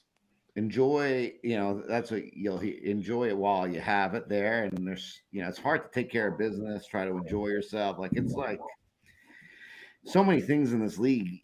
You want to act like you don't care. Everyone cares so much, and it's you get 2 more weeks to play, and that's all you get right now. And the hope is you get to keep playing more, but at the very least you get these 2 weeks. It was as a rookie last year, we split, and then I was like, all right, how are these we got to play a third game. If we win, then everyone's got to choose fields. Everyone's got to scramble. There's like a whole bunch of fucking commotion that goes on. And then we lost, and I didn't really give a fuck. But at least like you kind of gonna go watch a game. Then you have to watch field selection. Then you have to get to the field. Then you have to warm up, and then you're gonna have to fucking play a game. That's very important. So it's like a whole different world now for you. But I guess you just kind of show up, and I mean, you played a hell of a left field. I watched you diving all over. Gold glove left field, some would say. It was about time I let too many balls go over my head when everyone was watching, of course. Yeah, he just shit the bed in front of an audience. Exactly. You guys have to have championship aspirations, I would imagine. I certainly do. I was gonna ask, like, do you feel pressure at all, like, to make that happen? Is it too soon for that? Is that not the vibe of the boys? Like, how? I don't know. I don't get the vibe that there's overwhelming pressure from the team's perspective. I know, like, my feeling is just that we have a really, really good team, and everyone gets along really well. Everyone kind of knows their part really well. There's a lot of selfless stuff. In the second game, we were up, and it was like a second and third thing. We needed like an extra insurance run before the last inning, and Okun took a strikeout just to like not have to worry about a double play to get that run. It was like that kind of selfless stuff. Everyone is willing to do that. So you're like, all right, I feel like, we got just a good mix and the potential to go far. And Dom, to your point, I think I'm pretty aware of it, but I'm like, this is a pretty unique experience in terms of this caliber of team, and everybody gets along so well. Like, it's really, I make the joke about it, but there's like nowhere to go but down. It's ridiculous. Yeah. As soon as you get drafted to a Frank Loraca team that has Nick Martino on it, you're thinking championship from preseason week 1. Yeah. Now you're 30 weeks later, whatever amount of time has passed since that draft. Now you're here and you're kind of in it. And you guys look very loose, even in the game that Conti gave you a little bit of a run for your money. You guys are down by 1 going into the bottom of the 8th. Yeah. It's the first game. And you guys looked very, we're just going to go to work and get these hits and score these runs and we'll win this game. I mean, from like a podcast analyzing the game perspective, it was like, all right, we're aware that this is the kind of game they need to have a chance to win. But I feel like, at least I was, but I feel like most of the team was pretty confident. Like, hey, we just got to keep doing it. We're doing our part in the field. The offense is going to come, and we just got to know and trust that. And then, it did at just the right time. I mean, you're not a pitcher, but you're a smart enough guy to kind of realize how the math works in the playoffs. Yeah. Like when the other team gives you their best punch in the top of the 8th, and they're going 6, 7, 8, 9, 10, 11, 12, 13 into the 9th, and you're coming up down to 1 on the bottom of the 8th, and you're going, maybe 12, 13, 1, 2, 3, 4, 5. The math on that is, it always comes down to the 7th inning. Where are we in the lineup? Are we 4, 5, 6? Are we 7, 8, 9? How much? What are the numbers to get these top? And I think after Nicky hit that home run, that seemed to be their best punch of the day. Yeah. And then you look on the other side, and it's Afaz, Okun, and then Tino, or Perigin coming up. And if they can't do it, then you got Tino, you, Jay-Z, Carl, all these, Faz, everyone to kind of, you get 2 shots at that apple, and you guys have a really big apple to, to take bites out of because your lineup is very, very good. I think too, we're used to playing with all of our guys. Like I think this season, we had never had more than 2 guys miss a game, really, except for that one Bico game where we had 9 guys. So we're used to having everybody in the lineup. Like we're used to that kind of progression through. I think I got up 5 times in a game, twice the entire season. Yeah. How do you think? So last year was Frank's first time pitching, and he had 12-10 record, lost in the first round to Marone in a 2-1 series. How did he look on the mound? Did it seem like he was as comfortable as he was in the regular season? Was he maybe putting too much pressure on himself to do so? What was your take on Frank's performance on the bump? Because that was a concern of mine. Was you guys have so many champions, been there, done that. The one question mark is Frank that guy on the mound? What was the vibe like for him? It's weird because I didn't see him last year, so I've only seen him this year. And this year he's been so fucking good the whole year. So I see him and I'm like, sure, of course he's gonna have confidence. He's crushing it. But he definitely does put a lot of pressure on himself, but I didn't think he had any issues. He looked great. There were a couple questionably flat balls Tracy called flat that, just for the day he was calling them flat, but really good pitches. He had a strikeout that got called back on a flat pitch that I think was against Nick DeLuise, and Nick thought he was out, and then Tracy called it flat after the fact. It never gets away from him. It feels like all of his pitches are intentional. He does a great job when he needs to find a strike. He can. He's just, I don't know. I've watched a lot of the other people pitch, but I've seen him the most. He's really fucking good at pitching. There was one time where he did lose it, and Bonji called timeout, went over, talked to him. 2024 champ Bonji. Bonj is that special little pixie dust every once in a while. Baby. It's just whatever it is. Sometimes he doesn't even say anything. He just walks out to Frank. Frank's like, "Fuck you, go away," and he's like, "All right, great." And that's all they need. It's just the right touch. So yeah, no, Bonj has been awesome, and yeah, that was when he really lost it. I don't think he did as much as it looked like it did. But yeah, it was just a flat, tall. Yeah, exactly. It was like a couple. But it's like you walk Gary Klein and Joel Podos, or Gary Klein and Mo, or whatever. That you don't expect. Maybe last year he would have done that. We would have said, okay, this is the inning that Frank is gonna. But when I was watching the game, because I've been watching Frank all season, that was out of character for him to walk 11 and 12 or 12 and 13 back to back. I mean, to have more than 2 walks in a game is kind of out of character. Yeah. And then Bonji came right out, whatever joke they probably laughed with each other, and Bonji went right back to the dugout and he went right back to work. But that's a team that's together, rowing the boat in the same direction. And Frank, that's a sign of a really good leader, is when other people can come and lead you for a moment, and in a moment of need. So you guys are going to be very good. Excited to see. Yeah. To see where you guys go. For sure. Anything else then? That's it. I'm going to end up watching the rest of it after I leave the call. Sounds good, sir. Appreciate you coming on. Best of luck if you play this Sunday. All right, guys. I'll talk to you. All right, let's move on here. 2 more series to go. Let's go to your series, Dom. You lose 4-2 to Walman at Morel, and then you followed up with 6-4. These games, just based off the score, sound just miserable. Oh my God! Talk about a team Meyer. You won. You might have won this game 4-2 somehow too. We control the fight. Jeez. Talk to me about this series. Really good team. I would say we both are we play such similar styles that it's we're just essentially two very slow paced fighters trying to kind of wait for the other team to drop their hand so you can make a good punch. But it's just, they have an incredible lineup. Their defense, I'm not even joking, in 18, me and Nick, we were at OST after talking about it. I think 18 innings of softball for them. They made one error in 18 innings of softball. That's pretty good.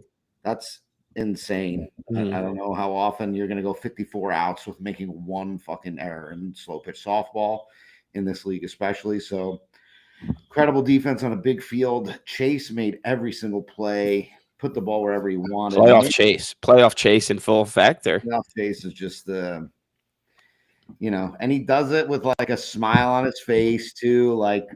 it's a very charming way to do it. And Nick was just locked in, and it was it was so fun for me on an individual level to get to battle with Nick, and then it was really fun from the team perspective to kind of battle with a team that is essentially,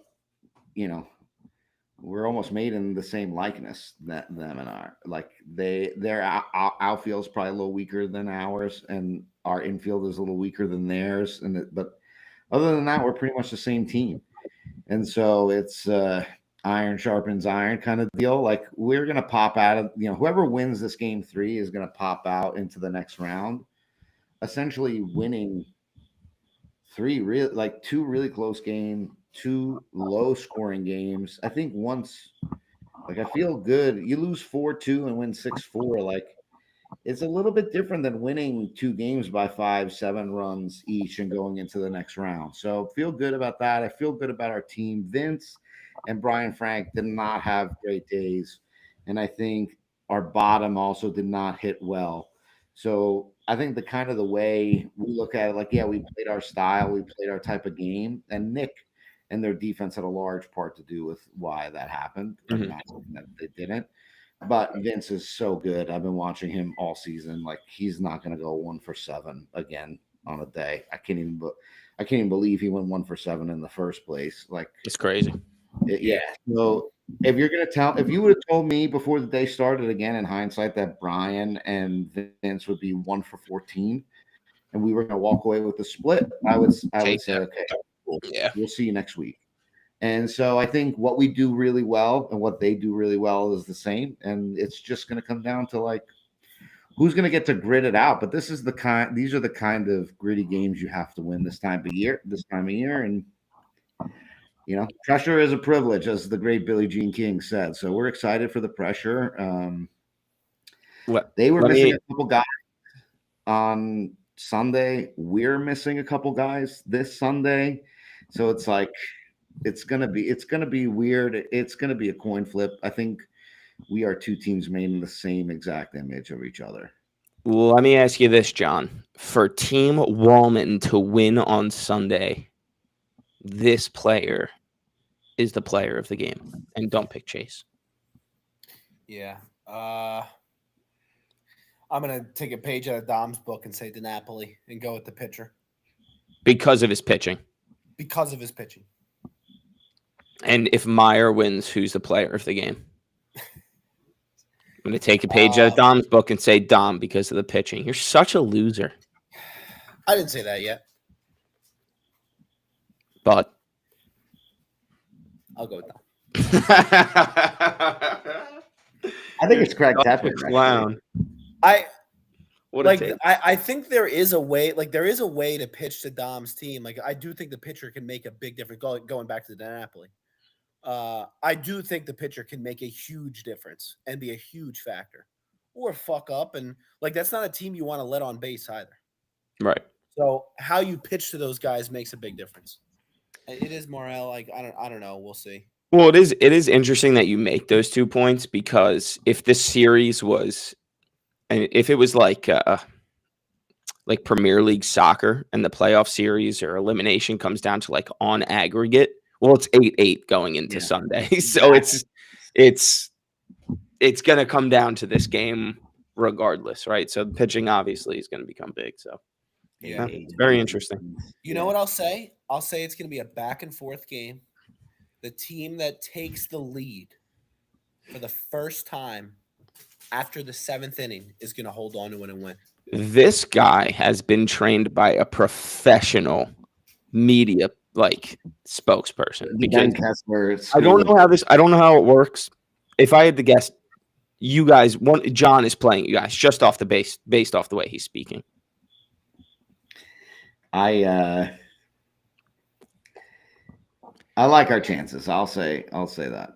If game 3 is like game 1 and 2, where there's going to be 6 runs and then 10 runs, that suits your style of play a little bit more. Absolutely. But the moment that this game becomes like 8 to 9 to 10 runs, I start to worry for you guys. We have a chance to play, guys, so I'm not going to pick this series. I'm assuming, John, you're also not going to pick this series. John's big Pzer fans because they don't want to see us. Right. And I'll be in Union Hill all day. Well, we are at swim club. all day. All right. You're fair. not at swim club. You're at UH. I mean, what are we? All right, John. Dom, are you going to pick you guys or what? Chair. I don't even know why we invited you back to the podcast, John. You're just John, your picks are like whoever has an odd amount of runs after the 8th inning. Dom, you're gonna win the game. I was about to go to you for support after that mean comment by Marty, and now you doubled down.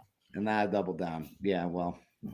By the way, credit to me for still being on this podcast in the playoffs. Yeah, what a credit! Pretty incredible. So incredible. Honestly, you're the man. I don't know why you guys. I mean. Can you put Mikey back on camera? No, I sent him upstairs before. We'd rather him here. Jesus. All right. Anything else on this? Next series. The fireworks. Pings loses. Swept by Marone. We said it all year on this podcast. You don't want to play Glenn Marone in the first round of the playoffs because he always got some fuck shit ready for you guys. And here he is. Subbing himself out of pitcher, throwing a motto just to troll people in the middle of a playoff series. What do we think happened other than Glenn Marone doesn't lose in the first round of the playoffs? Insane. But is it? I actually have a statement written by Pat Pingaro. What? Coach Pings has sent me a is this statement sponsored by anyone or anything? This statement is Suicide Hotline. Should we get that number on the screen? It's sponsored by Ben and Jerry's, is what it is. And his cardiologist. And his cardiologist, right? So I guess a lot of people are asking Pat what had happened. Mikey Dimes looks like I'm taking my 5th grade picture. That's so funny. So sorry. Go on with the statement. I'm sorry. Mike just made me laugh. All right. So here's what Pat has to say. Pat said 2 games, led in both. If they play even remotely clean defense, that they win both. What he basically does is tip his hat to Glenn and their team for capitalizing on all their mistakes. And then he has a couple things to say about what happened after the game. I don't know if we have footage of that to show, if we care to explain. But basically what happened after the game has left Pat with a very bad taste in his mouth. I can try to pull it up. Any idea what chat that was surfacing around in? It's just the very end of the second game's Facebook feed. Yeah, just go all the way to the end because they turn it off pretty quickly. Yeah, so it's literally all the way at the end. But go on, Dom. So Pat doesn't want to call it any names or make a big deal about it. He's just wanted to relay that he was very unhappy with what happened, and essentially he would like to reiterate that if you lose, you should show class and shake hands, but you should do that even more when you win. And, I've had conversations with Pat about this. It is a very big privilege to play in the league. Some people don't understand the privilege. Some people do. And they show it in different ways. But he basically said that the beauty of being a captain is that next season they get to face each other again, and he's going to move on and won't soon forget. And he wanted to congratulate all those still in the playoffs. He's excited watching, he's excited to watch some great games down the stretch. And, I think he's not happy with the way the season ended. He's not happy with the way these games ended, but, that's just life. Not everyone's going to do everything you're happy with. And he just his general feel is their team lost it more than they got beat, is the gist that I get. Is this what we're talking about here? This Tornetta at bat? Yes. All right, so let's watch it. It's a little bit after. So this is a tie game, bottom 9, 1 out, bases loaded. Tornetta's up to win the game. They had won the first game. Glenn's team had overcome a 10-run deficit in this game. So Pat's team was up by 10, and a lot of tough plays in right and left field, a lot of drop balls, a lot of harsh sun, a lot of errors. Glenn clawed all the way back, tied the game, loaded the bases with no outs. Klecko lined out to the shortstop right before this at bat. Now Brandon's up, potential double play to end the inning and get out of it, or to hit a walk-off.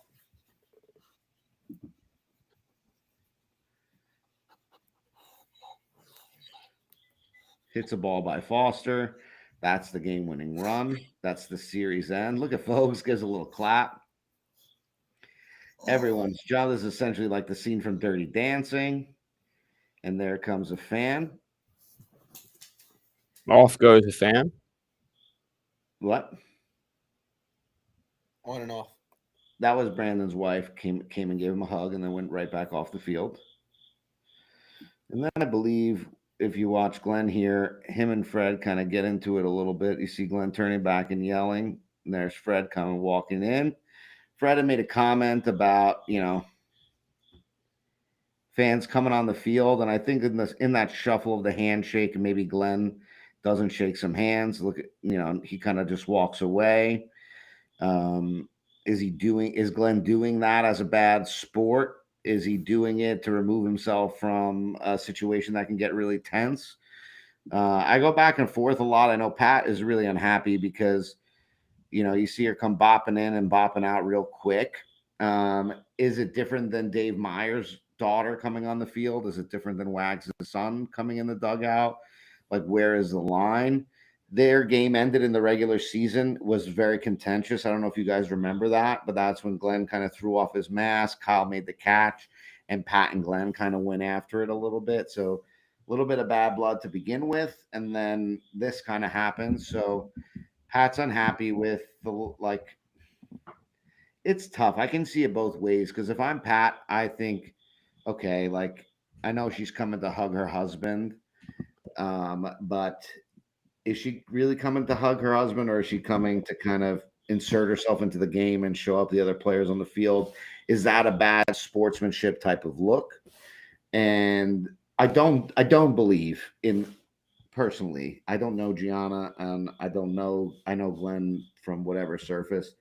I think she's just excited for her husband. I think, fans shouldn't be on the field during the game. Would you count that as during the game still? Maybe, because it's handshake line. So yes, maybe wait a little bit. I don't think it's like people need to get suspended or people need to start arguments or fights. This is probably something that could have very quietly been. It's just something you talk about in a group chat after. Right. Just say, hey, that's pretty much it. Like, this is RC or one of the board members that says, hey, we love it. We're a family league, but your daughter shouldn't run. Like, these are grown men filled with testosterone. They competed for 3 hours and 30. And they just lost, and their season ended 15 seconds ago. And there's definitely a fine line. And I want to go back to what you said, right, Dom? Like, if Dave Meyer hits a walk-off and his little girl runs on the field and gives him a hug, and she's what, like 4 or 5? Like, not even. Like, that's so adorable. That's okay. That's so adorable. Yeah. Or if Wags' little kid who comes to a bunch of our games is one of our biggest fans, runs on his dad and gives him a big high five. Like, that's cool. It gets a little bit like when you're driving a car or like a legal drinking age, I think that's kind of like the line. Yeah. Like, I'll give you an example, John, for your MVP team. Matt Ryan's son, right? He was bat boying for you guys the other day. Like, he comes to a lot of your games. He's there. He, like you say, he's bat boying. If he wants to be in that handshake line, that's about where I teeter with being acceptable. Like a 13, 14, maybe 15-year-old kid is like, he was there. He was kind of a part of the game. He was in. He was a part of the emotion. If he wants to shake hands and show respect, okay, maybe that's okay. Maybe that's okay. But like a young child who doesn't know what's going on other than their dad did good, correct, is okay. Anything more than that's where I teeter. The thing is, it's like, we just had Chris on, right? Baldino, his first year in the league. He said his wife and his family come to the game.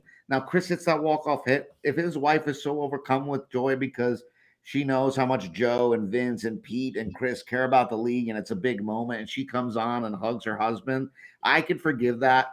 Gianna Marone has grown up on the sidelines of these games. She knows what she's doing by going on them.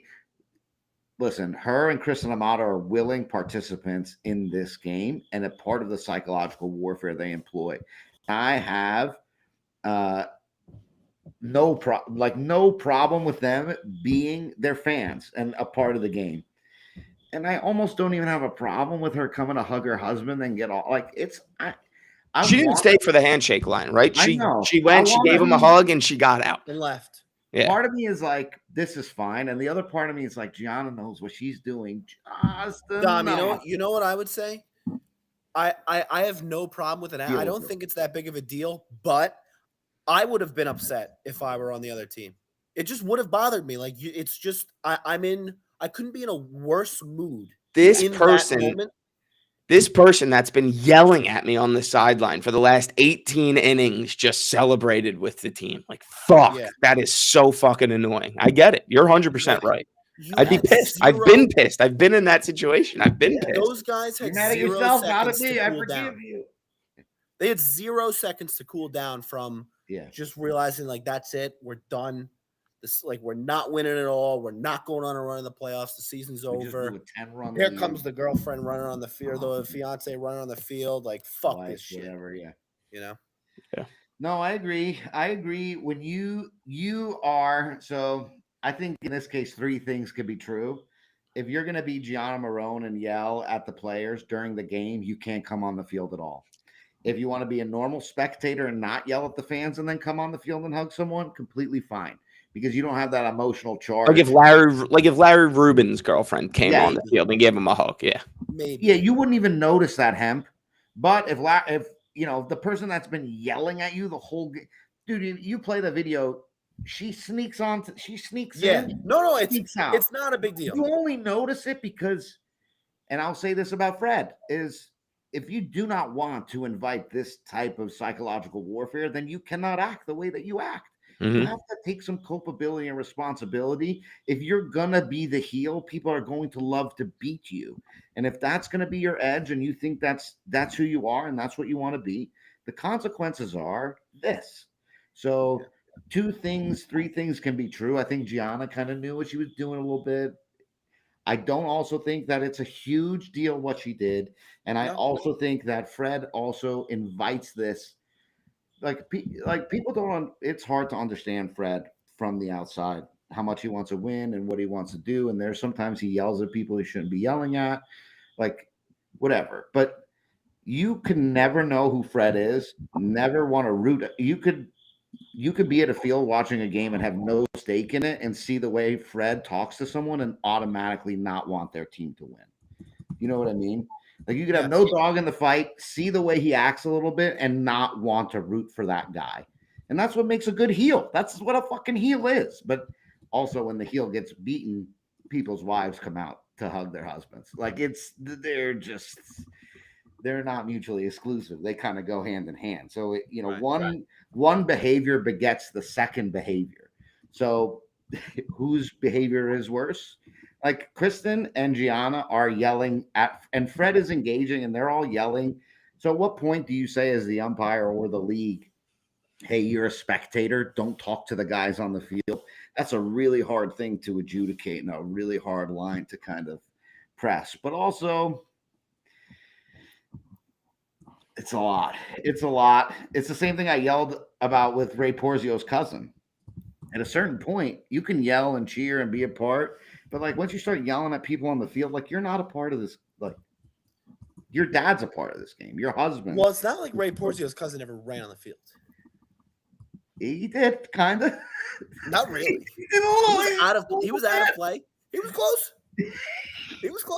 Yeah, but that was mid-game. That wasn't like the game was over. But anyway, the overall point is like once a player kind of gets annoyed with the way that you're talking to them, now you've inserted yourself into the game. And now the umpire, which is these are the moments in which the umpires become an issue. I get it. The amount of text messages I have on my phone I had to get a second battery on Monday with the amount of people complaining about umpires. And they're sending me videos and it's like, yeah, he's safe by a foot. He's out by 2 feet. whatever the fuck. I don't care about those calls. Every umpire, every human being is going to make those mistakes. But in those moments where things are getting out of control and you don't give a warning, you don't get anything in line, now it becomes an absolute free-for-all. There's like 3 or 4 times in this game where Gianna and Kristen and Fred are like yelling at each other during both of these games, where at any time the umpire could just say to Fred and to the spectators, next one of you that says anything to the other one, you're not on the same team, you're not friends, you're fucking out. I don't care if you're not in the game, and I don't care if you're the pitcher. And that's very quickly will get people to be quiet. So that's where when I say that we don't have very good umpires from a control standpoint, we are grown men that spent our entire summers battling for this moment, and now we're going to get it taken away by a blown call or someone's wife is yelling. Like I myself I've never physically assaulted a human being in my life. I have the restraint to be angry and not attack someone. I cannot say that for all 234 other people in this league. Like, it's not right, and I don't want to live in a world where it exists, but unfortunately it does. So we need a guy on the field that's going to make sure that doesn't happen. And we have but maybe 3 of them that can. And that is, to me, my estimation, the biggest issue. All right, that wraps up the series. I guess for Team Pings, what a very, very, very interesting year. And I think they fought. They finished significantly better than I thought they were in terms of regular season record. It does not surprise me that they got bumped in the first round. Sorry, Martin. I get it. I understand that Kristen and Gianna and the people and the fans probably did not start the altercation. I understand that. That's what my phone is blowing up about now. My point is, I don't care.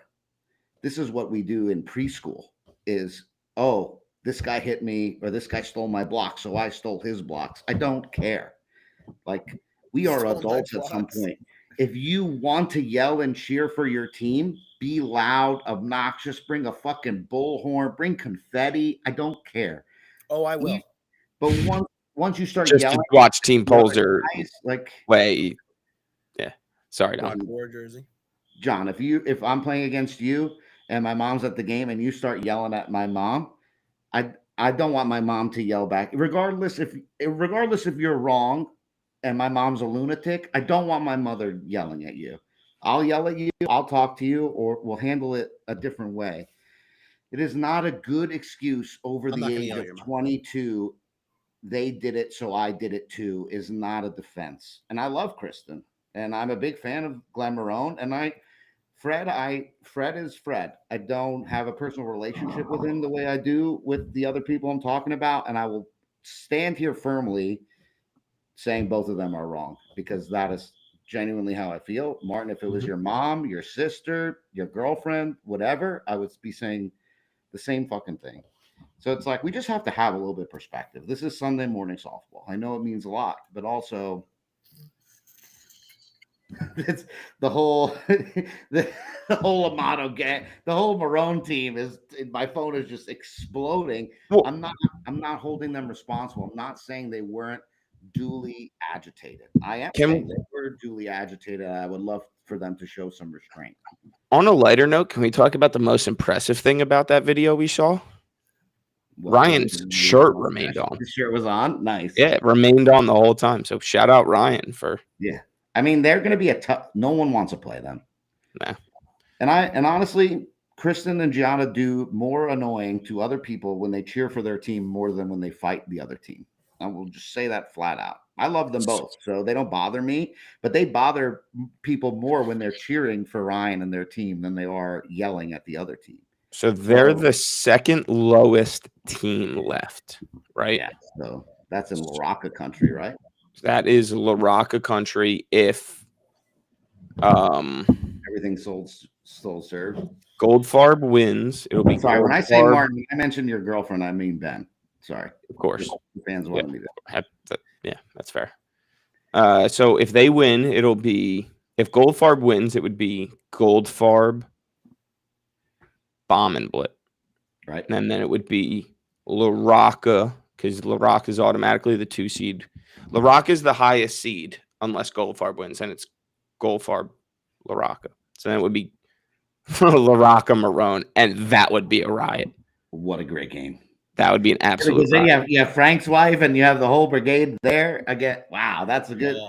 These are good matchups. And then if Bico wins, they play you guys and we play. Yeah, Tommy. it depends on how my series goes, because Right. Game You play Changers Utah? would be the if we move on, we'd be the 3 seed. If it's all chalk, that means Goddard's winning. That means we play you, Martin, and Goddard plays Carol. If Bico wins, the winner of us and Walman are kind of this, 8-9 seed. The same thing. Same scenario, whether it's us or them. So I'm just going to say us. If Bico wins, we'll play Carol. Bico will end up playing you guys, correct?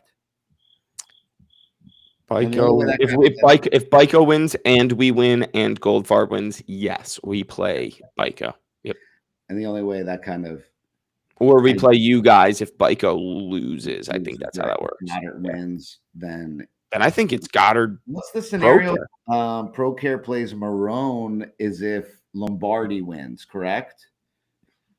Or is it Lombardi and Marone? So Procare. Marone's the second lowest seed, so unless Lombardi wins, yes, and Pzer, I guess. Which would because it would take Goldfarb out. So Frank would be the one. They would play Lombardi, and then who would be you guys would be the 2. You would play Bomb and Blit, and then Carol would play Marone. Yeah, got you. Yep. Yeah, interesting. It's gonna be very interesting. It's gonna be a chaotic. I guess we can wrap it up with this. It's going to be like a chaotic 9:45 to 10:15 in terms of where teams are. Because think about this, right? This is moving day, as Doug always calls it, is always crazy because you never know where you're going to go to play. And the fact that teams might not play, teams might play, where are teams going to take BP? Everybody's going to be moving. It's going to be nuts. And from the game ending to a potential game 3 where everyone will move to watch Lombardi maybe come back and win 2 on Sunday, to people figuring out where they're taking BP. Are they coming from their house? There's so much fluctuation that can happen from like 9:45 to 10:15. And imagine one of these games as a crazy comeback where Frank's thinking he's playing this team, he's going to take this field, and then boom, Lombardi comes out of nowhere and wins in the 9th inning. Like, so much shit can happen. It's gonna be crazy. So it's gonna be very, very exciting Sunday. It's gonna be a unique Sunday in that sense. Like, John, you guys, you're gonna come down from Tinton Falls. You're gonna be in uniform when you come watch the game. Yeah. Which is crazy. You might not play, but are you going to go take BP somewhere, or are we going to go to OST right after? Right? It's like you have no idea. No idea. No clue. It's going to be sick. So I'm very, very excited. Dom, good luck to you, sir. Hemp. I hope you wake up and go to bed on Sunday. Anything you want to leave the viewers with? Anything for the viewers have for us? Good question. I mean, I'm not. I'm not. I'm shutting my phone off, guys. Sorry if I've upset you. Love you. Me too. I'm shutting my phone off too. So I honestly say what I said, and I'll say it again, and that's genuinely how I feel. But what are you looking forward to most on Sunday, Dom? Outside of your series, I'm looking forward to Pat Pingaro pulling up his chair like the Godfather at Morel when no one else wants to be there. But we got the grit and grime of Pat Pingaro showing up with this fucking rocking chair, just sitting there ominously watching. He's, the Caputo's honorary Godfather. So maybe we'll get some Pingaro juice.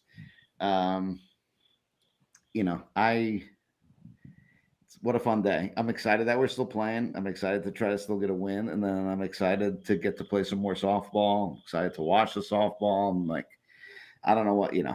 I don't know what to do. Someone text me what's happening in the game so I know what's going on. What about you, John? What are you most excited for Sunday outside of anything pro care related? I'm getting blown up. Is that fucking Dennis? Yeah, I'm getting Yeah. it. I'm in the trenches taking grenades right now, Dennis. I mean, it's tough because of like what you said. I have no idea what my day is gonna look like after 9:45. But I guess I'm excited to watch softball while still in it. I hope I gotta be honest. Obviously I love playing, so I want to play. I hope Lombardi wins the first game so we could just have a nice, relaxing Sunday, not having to worry about potentially dropping game one of a series.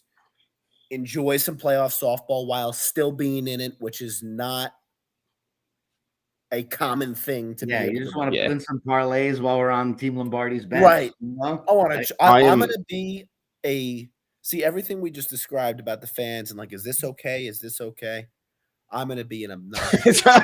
John's gonna run on the field as I'm Ramon gonna be all Santiago over hits a walk-off homer just to be like, I don't play today. I'm going to be in fair territory more than Dan Kesler on Sunday morning. I think that's what I'm also most looking forward to. I think I'm most looking forward to a game 3 for Lombardi Goldfarb. Like, I'm here for that so bad. That'd be so fucking electric. What a storyline, honestly. I'm just here for Yeah. what the beating that Doug is going to take while he's trying to catch for 4 or 5 innings or whatever it is, because no one's going to be able to play and he's just going to be stuck behind home plate getting it and just. Yeah, that would be so. That's Doug. ultimate. No That's ill will on ultimate him, vibes. but I can't wait to watch him take that berating. They need to win this game for Doug more than anyone. Yeah, for real. Imagine Gianna Barone and Kristen Amato. They're full ire because they don't get to watch a game. Pointed at Doug Cohen. Oh, electricity. Yes. Absolutely electricity. Yeah. That'd be on ESPN. What a great time of year, honestly. It is. Oh yeah. It is. And then the best part is once the softball ends, full Sunday slate of football, baby. Yeah. Football. See ya at OST. I lied. I'm not shutting off my phone. I'm throwing this thing in a lake. We'll see you guys on Sunday. I can't. All right. What did I say? I ate too many mushrooms. Just ate all the mushrooms and just now I've got 37 text messages. People are mad at me. Enjoy Hey, that's good replying to content. those. Good media. All right. Anything else, fellas, or shall we shut this down? 24 strong. I appreciate everyone listening. This was a very good viewership. Late notice live show. I think we did as good a job as you could hope. Viewers were fantastic. Chat's popping off. So thanks everyone for being involved. Bedtime. Bedtime.